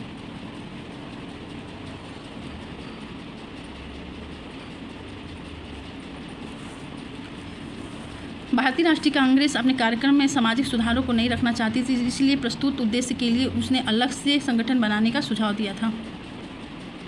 निम्नलिखित कथनों पर विचार करना है। आर्य समाज 1875 गलत है। लाला लाजपत राय ने आर्य समाज के उस आग्रह का विरोध किया था जो उसने अपने समाज सुधार कार्यक्रमों के समर्थन में वेदों को आप्त प्रमाण मानने को लेकर था। ये भी गलत है। केशव चंद्र सेन के नेतृत्व में ब्रह्म समाज ने नारी शिक्षा के लिए आंदोलन चलाया, सही है। विनोबा भावे ने शरणार्थियों में काम करने के लिए सर्वोदय समाज की स्थापना की थी। 3 और 4 सही है इसको दोस्तों, 3 और 4 सही है। आर्य समाज की स्थापना 1835 में बल्कि अप्रैल 1875 में मुंबई में स्वामी दयानंद सरस्वती द्वारा की गई थी। लाला लाजपत राय ने वेदों को आप्त प्रमाण मानने का विरोध नहीं किया था। केशव चंद्र सेन के नेतृत्व में ब्रह्म समाज ने नारी शिक्षा के लिए आंदोलन चलाया। विनोबा भावे ने भारतीयों के जीवन स्तर को उठाने के लिए गांधी जी के सिद्धांतों के प्रसार के लिए सर्वोदय समाज की स्थापना की। उन्होंने इस समाज के माध्यम से पाकिस्तान से भारत आए शरणार्थियों के लिए भी कार्य किया। 1856 में निम्नलिखित कानून पारित हुए थे। तो ये हुआ था हिंदू विधवा पुनर्विवाह अधिनियम हुआ था। सती तो 1828-29 में हुआ था। धार्मिक सुविधा इसका गलत है। धार्मिक असुविधा कानून भारत में पारित ही नहीं हुआ। जातीय क्षमता निवारण अधिनियम 1850 में पारित हुआ था। 1856 में हिंदू विधवा पुनर्विवाह तथा विधवाओं को पुनर्विवाह हेतु कानून संगत बनाया गया था। विधवा पुनर्विवाह की स्थिति में सुधार लाने के लिए ईश्वरचंद्र विद्यासागर के अथक प्रयत्न किया गया और 1855 में इन्होंने ब्रिटिश सरकार से विधवा पुनर्विवाह कानून बनाने का अनुरोध किया। विधवाओं के कल्याण से जुड़े अन्य नेता में विष्णु शास्त्री और D.K. कर्वे थे। बंगाल सती रेगुलेशन लॉर्ड विलियम बेंटिंक ने 1829 में बनाया था, जबकि डलहौजी की राज हड़पने की नीति 1848 में ही प्रस्तुत किया गया था। यह डलहौजी द्वारा अपनाई गई एक नीति थी। तो इससे कोई आंसर सही नहीं, सिर्फ हिंदू विधवा पुनर्विवाह अधिनियम ही 1898 में आया था। हिंदू विधवा पुनर्विवाह अधिनियम कब आया था? तो 1856 में। पश्चिमी भारत के D.K. कर्वे का नाम निम्नलिखित में से किसके संदर्भ में आता है? तो ये आता है स्त्री शिक्षा और विधवा पुनर्विवाह। D.K. कर्वे प्रसिद्ध समाज सुधारक थे। उन्होंने विधवा विवाह और महिलाओं की शिक्षा में महत्वपूर्ण योगदान दिया था। इन्होंने रनाडे के साथ विधवा पुनर्विवाह आंदोलन का संचालन किया और विधवाओं को शिक्षा देने के लिए हिंदू विडो होम एसोसिएशन, अन्य नाम अनाथ बालिका आश्रम की स्थापना की। इस आश्रम का उद्देश्य विधवाओं को शिक्षिकाओं, परिचारिकाओं अथवा दाइयों के रूप में प्रशिक्षित करके आत्मनिर्भर बनाना था। इन्होंने 1916 में पुणे में प्रथम महिला विश्वविद्यालय शिक्षिकाओं और परिचारिकाओं अथवा दाइयों के रूप में प्रशिक्षित करके आत्मनिर्भर बनाना था। 1916 में इन्होंने पुणे में प्रथम महिला विश्वविद्यालय की स्थापना की और आगे चलकर यह विश्वविद्यालय पुणे से मुंबई स्थानांतरित हो गया था। निम्नलिखित में से किसने प्रमुख रूप से विधवा पुनर्विवाह के लिए संघर्ष किया और उसे कानूनी रूप से वैध बनाने में सफलता प्राप्त की? तो यह है ईश्वरचंद्र विद्यासागर। कलकत्ता के संस्कृत कॉलेज के आचार्य ईश्वरचंद्र विद्यासागर ने विधवा पुनर्विवाह के लिए अथक संघर्ष किया। उन्होंने यह प्रमाणित करने का प्रयास किया कि वेदों में विधवा विवाह को मान्यता दी गई है। इनके प्रयासों के फलस्वरूप जुलाई 1856 को हिंदू विधवा पुनर्विवाह अधिनियम पारित हुआ था। इनमें से कौन सेक्रेटरी के रूप में हिंदू फीमेल स्कूल से संबद्ध थी, जो बाद में बेथुन फीमेल स्कूल के नाम से जाना जाने लगा था? तो ईश्वरचंद्र विद्यासागर हिंदू फीमेल स्कूल से संबंध थे। बाद में बेथुन फीमेल स्कूल के पहले सेक्रेटरी सचिव ईश्वरचंद्र विद्यासागर ही थे। इनमें से कौन सा कथन सही नहीं है? सन 1829 में विलियम बेंटिंक ने सती प्रथा को कानून द्वारा अपराध घोषित किया। सही है। 1856 में सरकार ने कानून बनाया जिसके अनुसार हिंदू विधवाएं पुनर्विवाह कर सकती हैं। ये भी सही है। 1875 में स्वामी दयानंद सरस्वती ने आर्य समाज की स्थापना की। ये भी सही है। राजा राम मोहन राय सती प्रथा के समर्थक थे। यही गलत है। राजा राम मोहन राय ने सती प्रथा का प्रबल विरोध किया। उन्हीं के प्रयासों से 1829 में बंगाल सती विनियमन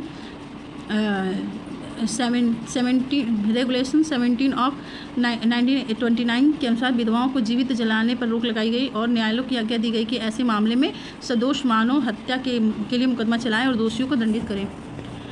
1843 के एक्ट 5 में किस बात को गैरकानूनी बना दिया गया था? तो ये गुलामी को।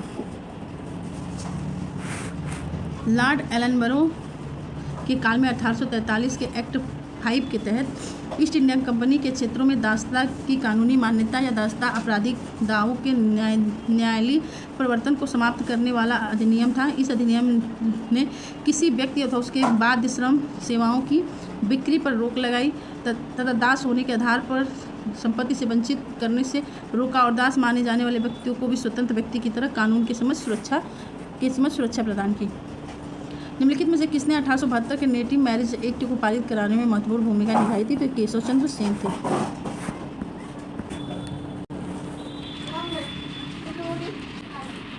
केशव चंद्र सेन ने 1872 में नेटिव मैरिज एक्ट को पारित कराने में महत्वपूर्ण भूमिका निभाई। इस एक्ट से लड़कियों के विवाह की न्यूनतम आयु 14 वर्ष और लड़कों के लिए 18 वर्ष निर्धारित की गई। नेटिव मैरिज एक्ट किस वर्ष पारित हुआ था? तो 1872 में। बाल विवाह प्रथा को नियंत्रित करने के लिए 1872 में सिविल मैरिज एक्ट लड़कियों के विवाह की न्यूनतम आयु निर्धारित की गई थी 14 वर्ष और लड़कों के लिए 18 वर्ष। 1872 में एक कानून द्वारा जिसे प्राय नेटिव या सिविल मैरिज एक्ट कहते हैं, 14 वर्ष से कम आयु की लड़कियों और 18 वर्ष से कम आयु के लड़कों के विवाह को वर्जित कर दिया गया था तथा बहुपत्नी प्रथा भी समाप्त कर दी गई। परंतु यह हिंदू मुस्लिम तथा अन्य मान्यताओं मान्यता प्राप्त धर्मावलंबियों पर लागू नहीं होता था और इसका भारतीय समाज पर कोई विशेष प्रभाव नहीं हुआ। एक पारसी सुधारक बी.एम. मालवारी के प्रयत्नों के फलस्वरूप सम्मति आयु अधिनियम 1891 पारित किया गया और सम्मति आयु अधिनियम 1891 का बाल गंगाधर तिलक ने विरोध किया था। 1853 में जन्मे ये पश्चिमी भारत के पारसी थे और ये इंडियन स्पेक्टेटर तथा वॉइस ऑफ इंडिया के संपादक थे। ये एक समाज सुधारक थे और सम्मति आयु अधिनियम 1891 के पक्ष में प्रमुख संघर्षकर्ता थे। ये हैं बी.एम. मालवारी। बहराम मेरवान जी मालवारी एक पारसी थे। इन्होंने इंडियन स्पेक्टेटर और वॉइस ऑफ इंडिया का संपादन किया था। ये सम्मति आयु अधिनियम 1891 के प्रबल पक्षधर थे। इस अधिनियम के द्वारा लड़कियों की विवाह की न्यूनतम आयु 12 वर्ष कर दी गई थी। तब बाल गंगाधर तिलक ने इस अधिवेशन का विरोध किया था। शारदा अधिनियम के अंतर्गत लड़कियों और लड़कों के विवाह की न्यूनतम आयु कितनी है तो 14 और 18 थी। 1829 में अजमेर निवासी और न्यायाधीश डॉक्टर हरविलास शारदा के प्रयत्नों से एक बाल विवाह निषेध कानून बनाया गया। उन्हीं के नाम से इसे शारदा अधिनियम कहा गया। इस अधिनियम के द्वारा लड़कियों के विवाह की न्यूनतम आयु 14 और लड़कों की 18 कर दी गई थी। शारदा एक्ट संबंधित था तो ये था बाल विवाह प्रतिबंध से। थियोसोफिकल सोसाइटी की स्थापना किसने की थी तो madam HB. Blavatsky. Theophile society की स्थापना रूसी महिला मैडम एच.बी. ब्लावात्स्की, जिनका क्षेत्र वर्तमान में यूक्रेन में है, और अमेरिका के कर्नल अल्कटाड और आयरिश अमेरिकी नागरिक विलियम क्वान जज एवं अन्य द्वारा 1875 में जब आर्य समाज की स्थापना हो रही है तभी किए। न्यूयॉर्क में किए थे ये लोग। इस सोसाइटी के संस्थापक 1882 में मद्रास में वर्तमान चेन्नई के पास अडयार नामक स्थान पर सोसाइटी का मुख्यालय स्थापित किए थे लोग। ये 1882 में आके मद्रास के अडयार में इनका अपना मुख्यालय बनाया। इनका अंतर्राष्ट्रीय कार्यालय भी था। ये इनका मुख्य उद्देश्य प्राचीन हिंदू धर्म में लोगों के आत्मविश्वास को जगाना और बढ़ाना था। धर्म को समाज सेवा का मुख्य आधार बनाना था। जबकि राजा राम मोहन राय 1828 में ब्रह्म समाज और स्वामी विवेकानंद ने 1897 में रामकृष्ण परमहंस मिशन की स्थापना की थी। भारत में थियोसोफिकल सोसाइटी की सफलता मुख्यतः थी एनी बेसेंट के कारण। 1779 में कर्नल अल्कटाड और मैडम ब्लावात्स्की भारत आए और आगे चलकर इन्होंने मद्रास के अडयार में थियोसोफिकल सोसाइटी के मुख्यालय की स्थापना की। 1879 में श्रीमती 1889 में श्रीमती एनी बेसेंट इस सोसाइटी की सदस्य बनी। श्रीमती एनी बेसेंट इस सोसाइटी की सदस्य बनी और 1889 में श्रीमती एनी बेसेंट इस सोसाइटी की सदस्य बनी और 1893 में वह भारत आकर उन्होंने इस सोसाइटी के लिए सर्वाधिक सक्रिय भूमिका निभाई। एनी बेसेंट ने प्राचीन हिंदू धर्म को विश्व का अत्यधिक गूढ़ और आध्यात्मिक धर्म माना। थियोसोफिक या ब्रह्म विद्या हिंदू धर्म के आध्यात्मिक दर्शन और कर्म सिद्धांत तथा आत्मा के पुनर्जन्म के सिद्धांत का समर्थन करती थी। इसी कारण एनी बेसेंट भारतीय लोगों को इससे जोड़ सकी और इसकी सफलता का मुख्य कारण था। कौन सा सही सुमेलित नहीं है तो राजा राम मोहन राय ब्रह्म समाज सही है। स्वामी दयानंद आर्य समाज ये भी सही है। विवेकानंद रामकृष्ण परमहंस ये भी सही है। गोविंद रनाडे ये थियोसोफिकल सोसाइटी ही है। एनी बेसेंट है। गोविंद रनाडे जो हैं ये प्रार्थना सभा से संबंधित हैं। प्रार्थना सभा से और ये एनी बेसेंट थी। राजा राम मोहन राय ब्रह्म समाज, स्वामी दयानंद सरस्वती आर्य समाज, स्वामी विवेकानंद रामकृष्ण परमहंस की स्थापना की। महादेव गोविंद रनाडे थियोसोफिकल सोसाइटीज नहीं बल्कि प्रार्थना समाज जिनके संस्थापक आत्माराम पांडुरंग थे उससे जुड़े हुए थे। थियोसोफिकल सोसाइटी से एनी बेसेंट जुड़ी हुई थी। सूची को सूची 2 से सुमेलित कीजिए तथा नीचे दिए गए कूटों का प्रयोग करके सही उत्तर का चयन कीजिए। तो प्रार्थना समाज रनाडे, द ब्रह्म समाज जो है राम मोहन राय और आर्य समाज विवेकानंद दयानंद सरस्वती और रामकृष्ण मिशन विवेकानंद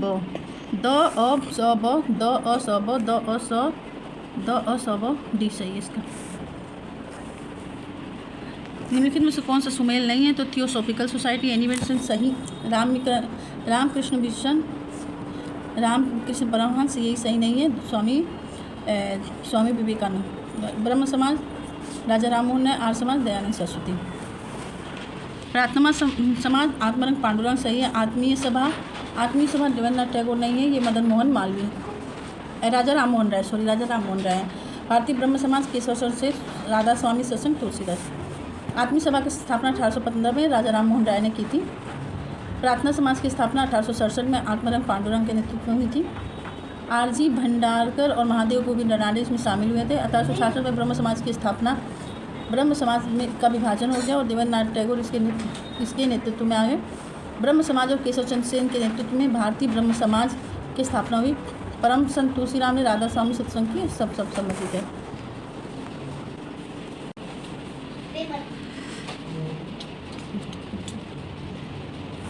सूची 1 को सूची 2 से सुमेलित करना है। ब्रह्म समाज जो है, ब्रह्म समाज की स्थापना हुई थी कलकत्ता में 3,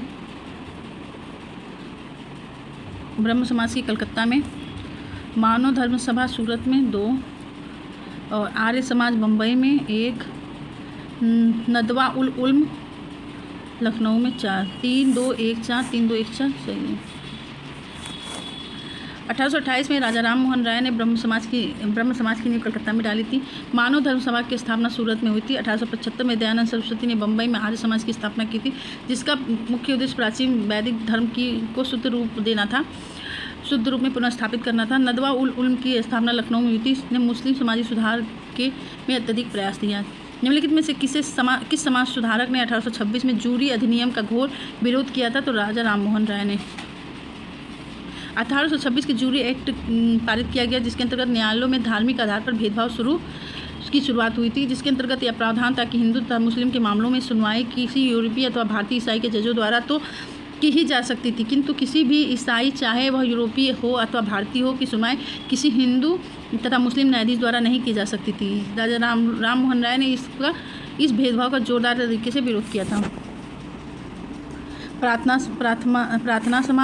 समाज गोविंद रनाडे 2, रामकृष्ण परमहंस रामकृष्ण मिशन स्वामी विवेकानंद 1, सत्यशोधक समाज ज्योतिबा फुले 4 और मोहम्मदन एल्को oriental college sir Syed Ahmad 3। 2-1-4-3 2-1-4-3 इसका सी सही है। प्रार्थना समाज की स्थापना केशव चंद्र सेन की प्रेरणा से आत्मरंग पांडुरंग ने 1867 में की थी, मुंबई में। महादेव गोविंद रनाडे प्रार्थना समाज के सक्रिय सदस्य थे। रामकृष्ण मिशन की स्थापना स्वामी विवेकानंद ने 1897 में की थी। सत्यशोधक समाज की स्थापना ज्योतिबा फुले ने 1873 में की थी। Mohammedan Anglo oriental college Aligarh की स्थापना सर सैयद अहमद खान ने किया था। ब्रह्म समाज की स्थापना Raja Ram Mohan Roy 3, Ramakrishna Paramahansa mission Swami Vivekananda 2, servant of India society Gopal Krishna Gokhale 4, विधवा विवाह समाज विष्णु शास्त्री 3-2-4-1 20 का सही है। इसका एक्सप्लेनेशन देख लेते हैं। Brahmo Samaj Swami Raja Ram Mohan Roy, Ramakrishna mission Swami Vivekananda, servant of India society Gopal Krishna Gokhale, Vidhwa Samaj Pandit Vishnu Shastri. Justice party के संदर्भ में निम्नलिखित कथनों पर विचार कीजिए। जस्टिस पार्टी ने कांग्रेस का विरोध उसे एक ब्राह्मण प्रभुत्व वाला संगठन कर किया था, ये भी सही है। इसने गैर ब्राह्मणों के लिए वैसे ही सांप्रदायिक प्रतिनिधित्व का दावा किया जैसा कि मार्ले मिंटो सुधार में मुसलमानों को दिया गया था। तो दोनों सही है, ये और दोनों सही है। जस्टिस पार्टी 1916 में मद्रास प्रेसिडेंसी में बनाई गई थी। गैर ब्राह्मण समुदाय विशेष रूप से निम्न जाति और पिछड़ों वर्गों के हितों का प्रतिनिधित्व करती थी। CN मुदालियन, TM नायर और P त्याग्या राय चेट्टी आदि इसके प्रमुख नेता थे। यह पार्टी कांग्रेस पर ब्राह्मण प्रधान होने का आरोप लगाती थी और सामाजिक न्याय और शैक्षिक अवसरों और जाति आधारित प्रतिनिधित्व की मांग करती थी। मार्ले मिंटो सुधार की तरफ मुसलमानों के दिए गए सांप्रदायिक प्रतिनिधित्व के अनुसरण ने इस पार्टी ने जाति आधारित प्रतिनिधित्व का दावा किया और गैर ब्राह्मणों के लिए किया था। अतः प्रश्न दोनों सही हैं। पूना सार्वजनिक सभा की स्थापना किसने की थी? तो 1870 में महादेव गोविंद रनाडे ने। पूना सार्वजनिक सभा की स्थापना 1870 में SH चिपलूणकर और जी.वी. जोशी आदि द्वारा की गई थी। सभा में रानाडे का प्रवेश 1871 में हुआ था। रानाडे ने सभा को एक विलक्षण नेतृत्व प्रदान किया जिसने सभा की लोकप्रियता लोगों के मध्य अत्यधिक बढ़ गई। सभा में रानाडे का अमूल्य योगदान कारणीय इस सभा का संस्थापक ही माना जाता है। निम्नलिखित में से कौन सा सही है? भारतीय ब्रह्म समाज ये हो जाएंगे केशव चंद्र सेन। तत्वबोधिनी सभा, भारतीय ब्रह्म समाज जो है ये केशव चंद्र सेन हो जाएंगे।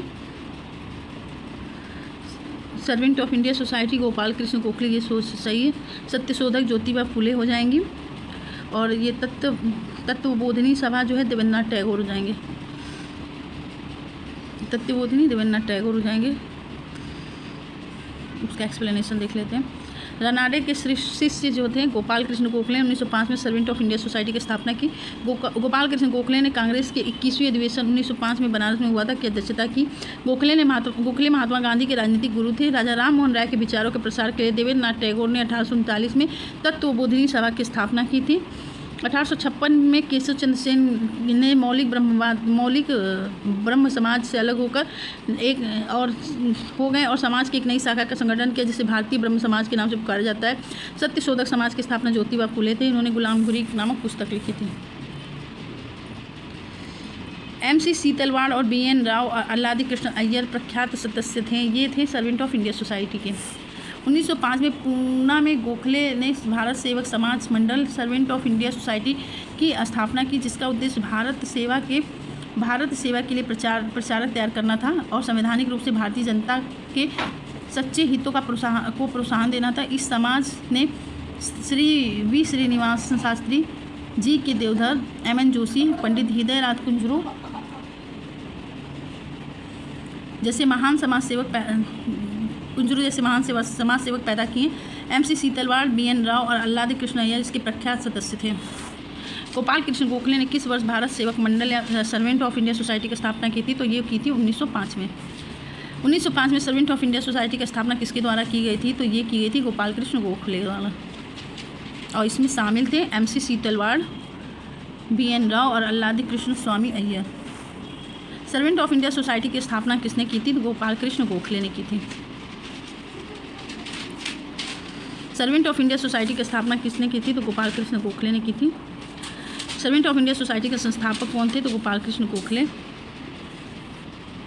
भारत सेवक समाज की स्थापना किसने की थी? गोपाल कृष्ण गोखले ने। भारत सेवक समाज गोपाल कृष्ण गोखले 2।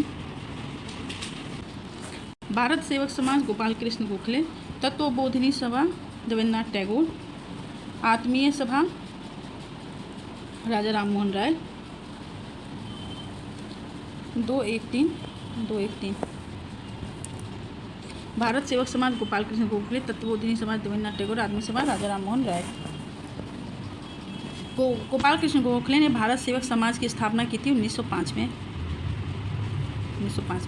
भारत सेवक समाज the servant of India society की स्थापना गोपाल कृष्ण गोखले ने महाराष्ट्र के पुणे जिले में 12 जून 1905 को की थी। गोपाल कृष्ण गोखले सोसाइटी की स्थापना अपने तीन मित्रों अप्पाजी द्रविड़, गोपाल कृष्ण देवधर और अनंत विनायक पटवर्धन के सहयोग से की थी। KM पणिक्कर ने किसके लिए कहा था कि वे आधुनिक भारत के सर्वप्रथम कूटनीतिज्ञ थे? तो गोपाल कृष्ण गोखले के बारे में। KM पणिक्कर ने अपनी पुस्तक the foundation of new India में गोपाल कृष्ण गोखले को आधुनिक भारत का प्रथम राजनेता कूटनीतिज्ञ कहा। पणिक्कर ने गोखले की रचनात्मक राजनीतिक तथ्यों, आंकड़ों पर पकड़ और शासन समस्याओं की समझ की सराहना की। बहुजन समाज का संस्थापक कौन था? तो मुकुंदराव पाटिल।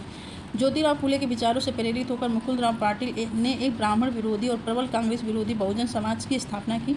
यह आंदोलन बाद में उस समय सामाजिक और राजनीतिक रूप में विघटनकारी और ब्रिटिश सरकार का समर्थक हो गया जब कोल्हापुर के साहू महाराज ने अपने दरबार में ब्राह्मण दरबारियों के साथ विवादों और झगड़ों के कारण इस आंदोलन को संरक्षण दिया था।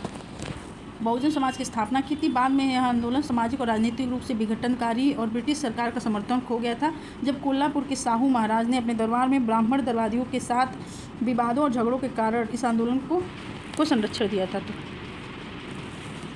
इसके द्वारा मंदिरों में प्रवेश के अधिकारों की मांग की प्रस्तुति के कारण 1899 में नेलवेली में भयंकर दंगे हुए थे। तो ये नाडारों के द्वारा नाडार समुदाय के मंदिर में प्रवेश और मंदिर प्रबंधन की हिस्सेदारी को लेकर उपजा विवाद 1895 से बढ़ता हुआ 1899 के तत्कालीन तिरुनेलवेली के शिवकाशी तथा आसपास के क्षेत्र में भयंकर दंगे में परिणत हुआ था। किसने कहा था कि यदि भगवान अस्पृश्यता को सहन करते तो मैं उन्हें कभी भगवान नहीं मानूंगा? तो ये तिलक, बाल गंगाधर तिलक ने। छुआछूत उन्मूलन के लिए आयोजित एक सम्मेलन में तिलक ने कहा था कि यदि भगवान छुआछूत को बर्दाश्त करे तो मैं भगवान को नहीं मानूंगा। तिलक को प्राय लोग मान्य करते थे। सूची को एक से को सूची 2 से मिलाना है। राजा राम मोहन राय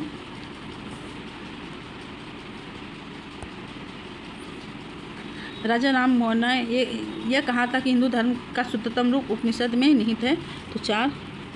केशव चंद्र सेन ने कहा था कि ब्रह्मवाद को विश्व धर्म बनना चाहिए। 1। दयानंद सरस्वती ने कहा था कि हिंदू धर्म की पहचान जो है वेदों में स्थापित है। 2। रामकृष्ण परमहंस ने कहा था कि इस बात पर जोर दिया कि ईश्वर को पहुँचने के कई मार्ग हो सकते हैं। 3। 4 1 2 3 4 1 2 3 सही है। ब्रह्म समाज के संस्थापक राजा राम मोहन राय उस समय हिंदू धर्म के रक्षक के रूप में सामने आए और पाश्चात्य शिक्षा को प्रभावित होकर तरुण बंगाली ईसाई धर्म की ओर आकर्षित हो रहे थे। उन्होंने हिंदू धर्म के सिद्धांतों की पुनर्व्याख्या की और अपने सुधारों के लिए उपनिषदों से पर्याप्त मात्रा में आधार खोज निकाले। स्वामी दयानंद सरस्वती शुद्ध वैदिक परंपरा में विश्वास रखते थे। उन्होंने वेदों की ओर लौटो का नारा दिया। केशव चंद्र सेन ने ब्रह्मवाद को विश्व धर्म बनाने का आह्वान किया। रामकृष्ण परमहंस ने इस बात पर जोर दिया कि ईश्वर तक पहुंचने के कई मार्ग हो सकते हैं। उन्होंने उपासना के सभी रूपों में एक ही परमात्मा की आराधना करते हुए सभी धर्मों की पूजा विधियों में एक ही ईश्वर की खोज की, जिसे पाने के लिए सभी धर्मावलंबी अपने अपने मार्ग में और उससे गंतव्य का ध्यान करते हैं। निम्नलिखित में से कौन सा सुमेलित नहीं है? तो पांडुरंग प्रार्थना समाज सही है। दयानंद सरस्वती आर्य समाज। राजा राम मोहन राय ब्रह्म समाज होगा, आदि ब्रह्म हो जाएगा द्वारकानाथ टैगोर के द्वारा, देवेंद्रनाथ टैगोर और विवेकानंद रामकृष्ण परमहंस सही है। तो इसका सी सही नहीं है। राजा राम मोहन राय 1828 में ब्रह्म समाज की स्थापना की। 1856 में केशव चंद्र सेन और देवेंद्रनाथ टैगोर के मध्य वैचारिक मतभेद हो जाने के कारण 1866 में केशव चंद्र सेन ने भारतीय ब्रह्म समाज के नाम से एक नई सभा का गठन किया और उसके बाद देवेंद्रनाथ टैगोर के ब्रह्म समाज को आदि ब्रह्म समाज कहा जाने लगा। यंग बंगाल आंदोलन के समर्थक थे हेनियन विवियन डेरोजी सही है। बहिष्कृत हितकर्णी ये हैं BR अम्बेडकर की। थियोसॉफिकल सोसाइटी कर्नल अल्टाग सही है। यूनाइटेड इंडियन पैट्रियाटिक एसोसिएशन ये अहमद खान सही है। बहिष्कृत हितकर्णी ज्योतिबा फुले नहीं है, ये बाबा साहेब भीमराव अम्बेडकर थे। सूची को मिलाना है। तो DK कर्वे थे बाल विवाह के विरुद्ध। DK कर्वे जो वीडो रीमैरिज एसोसिएशन। 2 JE बेंथुन जो थे वो कलकत्ता में कन्या विद्यालय की स्थापना की थी। 1 ईश्वरचंद विद्यासागर ये बाल विवाह के विरुद्ध संघर्ष किए थे। 3 मालवारी कलकत्ता में ईश्वरचंद विद्यासागर कलकत्ता के सांस्कृतिक विद्यालय के प्राचार्य थे और मालवारी बाल विवाह के विरुद्ध संघर्ष प्रारंभ किया था। 3 तो 2 1 4 3 2 1 4 3 यही इसका सही आंसर है। कर्वे जो है कर्वे तो सचिव थे वीडो रीमैरिज एसोसिएशन के। बेंथुन जो थे कलकत्ता कन्या विद्यालय की स्थापना की थी। विद्यासागर जो थे ईश्वरचंद्र विद्यासागर कलकत्ता में संस्कृत कॉलेज के प्राचार्य थे। और BM मालवारी बाल विवाह के विरुद्ध संघर्ष प्रारंभ करना। प्रार्थना समाज यंग इंडिया लोक हितवादी सत्यशोधक समाज रहनुमाई दायन सभा निम्नलिखित विकल्पों में कोई सही है। प्रार्थना समाज आत्माराम ज्योतिराम पांडु यंग इंडिया मोहनदास करमचंद गांधी लोक हितवादी गोपाल हरि देशमुख सत्यशोधक समाज ज्योतिबा फुले और रहनुमाई मजदायन सभा नरोजी खुरदोनजी ये सही है। B प्रार्थना समाज की स्थापना 1867 में बम्बई में आचार्य केशव चंद्र सेन की प्रेरणा से आत्माराम पांडुरंग ने की थी। महात्मा गांधी इन समाचार पत्रों के संपादन से जुड़े हुए थे। इंडियन ओपिनियन, हरिजन, यंग इंडिया तथा नवजीवन। महाराष्ट्र में समाज सुधारक गोपाल हरि देशमुख लोक हितवादी के रूप में प्रख्यात थे। 1873 में सत्यशोधक समाज की स्थापना ज्योतिबा फुले ने की थी। 1851 में नरोजी खुरदोनजी ने अन्य पारसी सहयोगियों के साथ रहनुमाई मजदायन सभा की स्थापना की थी। निम्नलिखित में से कौन सा एक सही सुमेलित है? तो कौन सा सही सुमेलित है? तो भारत धर्म महामंडल जो था ये हरिद्वार था। देव समाज लाहौर, राधा स्वामी सत्संग आगरा,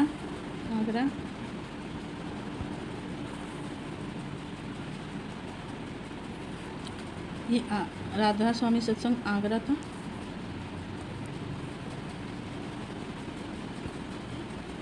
राधा स्वामी सत्संग आगरा था। तो इसमें ये सही है। सनातन धर्म रचड़ी सभा कलकत्ता, एक्सप्लेनेशन देख लेते हैं। भारत धर्म महामंडल हरिद्वार, देव समाज लाहौर, राधा स्वामी सत्संग आगरा, सनातन धर्म रचड़ी सभा कलकत्ता।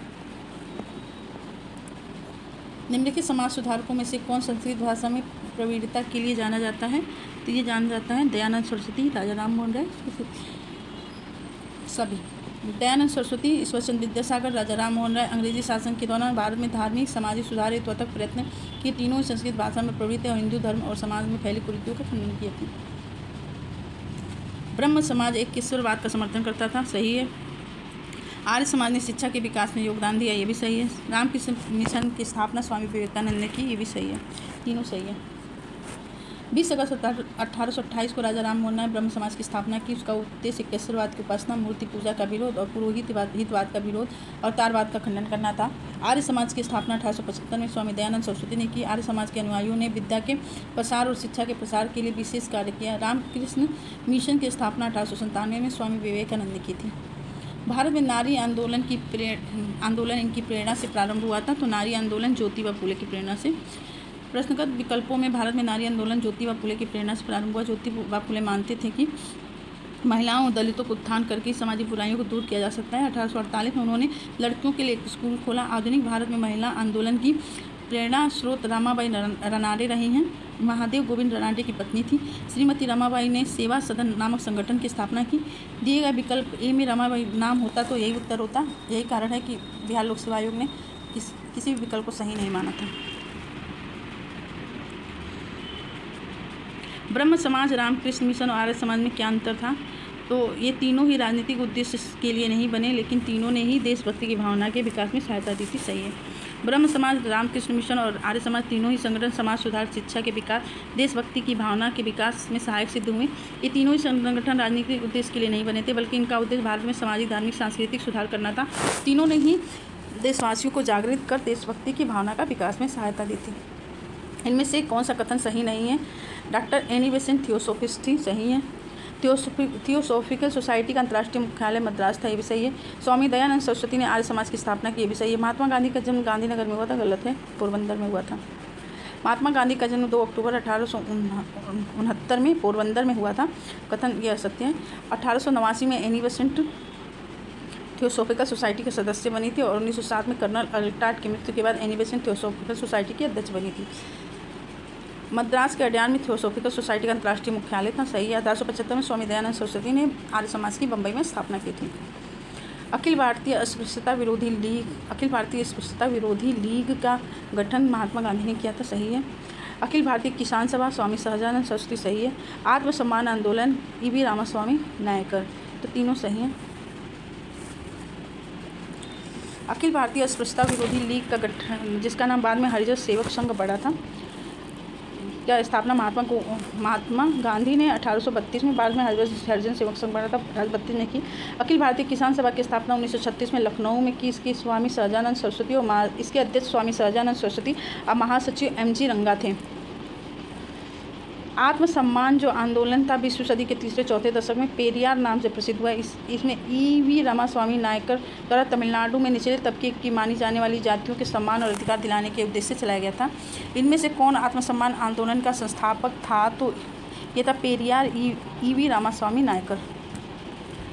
नव बौद्धवाद के प्रतिपादक कौन है? तो अम्बेडकर हैं। B.R. अम्बेडकर द्वारा प्रधान दलित बौद्ध आंदोलन को नव बौद्धवाद, न्यू बौद्धिज्म के नाम से भी जाना जाता है। इसके तहत बौद्ध धर्म की पुनर्व्याख्या करते हुए नवायान नाम के नए बौद्ध संप्रदाय की स्थापना की। दारुल उलूम की स्थापना किसने की थी? तो दारुल उलूम की स्थापना मौलवी शिबली नुमानी ने की थी। दारुल उलूम नदवातुल उलूम, जो समांतर दारुल उलूम के नाम से जाना जाता है, की स्थापना 1898 में लखनऊ में की गई थी। इसकी स्थापना नदवातुल उलमा द्वारा की गई थी। नदवातुल उलमा का गठन 1892 से 93 में कानपुर में किया गया था, जिसके संस्थापकों में मौलवी शिबली नुमानी थे। मौलाना सैयद अहमद मुंगेरी के प्रयासों के फलस्वरूप नदवातुल उलूम ने दार-उल-उलूम लखनऊ की स्थापना नदवातुल उलूम ने दार-उल-उलूम लखनऊ में स्थापना की। शिबली नुमानी दारुल-उलूम के प्रमुख शिक्षक थे। परमहंस मंडली की स्थापना किस राज्य में हुई थी? तो ये हुई थी महाराष्ट्र में। गुप्त सामाजिक और धार्मिक संगठन के रूप में परमहंस मंडली की स्थापना जो है 1840 में, कुछ स्रोतों में 1849 मिलती है, महाराष्ट्र में की गई थी। इसके प्रमुख संस्थापकों में ददोबा पांडुरंग, दुर्गाराम मेहताजी तथा अन्य शामिल थे। इस मंडली की विचारधारा घनिष्ठ रूप से मानव धर्म से सभा से जुड़ी हुई थी तथा इसके सदस्य केवल ईश्वर में विश्वास करते थे। बम्बई में धार्मिक सुधारों का आरंभ किसके द्वारा शुरू हुआ था? तो परमहंस मंडली द्वारा। देवबंद आंदोलन यूपी में किस वर्ष संपन्न हुआ था? तो यह 1866 में। देवबंद आंदोलन की शुरुआत मोहम्मद कासिम अल नौतनवी द्वारा 1866 में देवबंद यूपी के संयुक्त प्रांत में दार-उल-उलूम की स्थापना के साथ हुई थी। इसके संस्थापक राशिद अहमद गंगोई, सैयद मोहम्मद आबिद, जुल्फ़िकार अली आदि थे। फ़राज़ी आंदोलन की शुरुआत किसने की थी? तो ये हाजी शरीयतुल्लाह ने। फ़राज़ी लोग बंगाल के फरीदपुर के हाजी शरीयतुल्लाह द्वारा चलाए गए संप्रदाय के अनुयायी थे। ये लोग अनेक धार्मिक, सामाजिक तथा राजनीतिक आमूल-चूल परिवर्तनों को प्रतिपादित करते थे। शरीयतुल्लाह के पुत्र दादू मियाँ मुर ने बंगाल में अंग्रेज़ों को निकालने का शरीयतुल्लाह के पुत्र दादू मियाँ ने बंगाल से अंग्रेज़ों को निकालने की योजना बनाई और यह आंदोलन 1818 से 1862 के दौरान चलता रहा। 1862 में दादू मियाँ की मृत्यु के उपरांत यह आंदोलन कमज़ोर पड़ गया, जिसके कुछ अनुयायी बहावी आंदोलन से जुड़ गए। इसके उपरांत यह आंदोलन 20वीं सदी के प्रारंभिक दशकों तक सक्रिय रहा था। फ़राज़ी आंदोलन के संस्थापक कौन थे? तो हाजी शरीयतुल्लाह थे।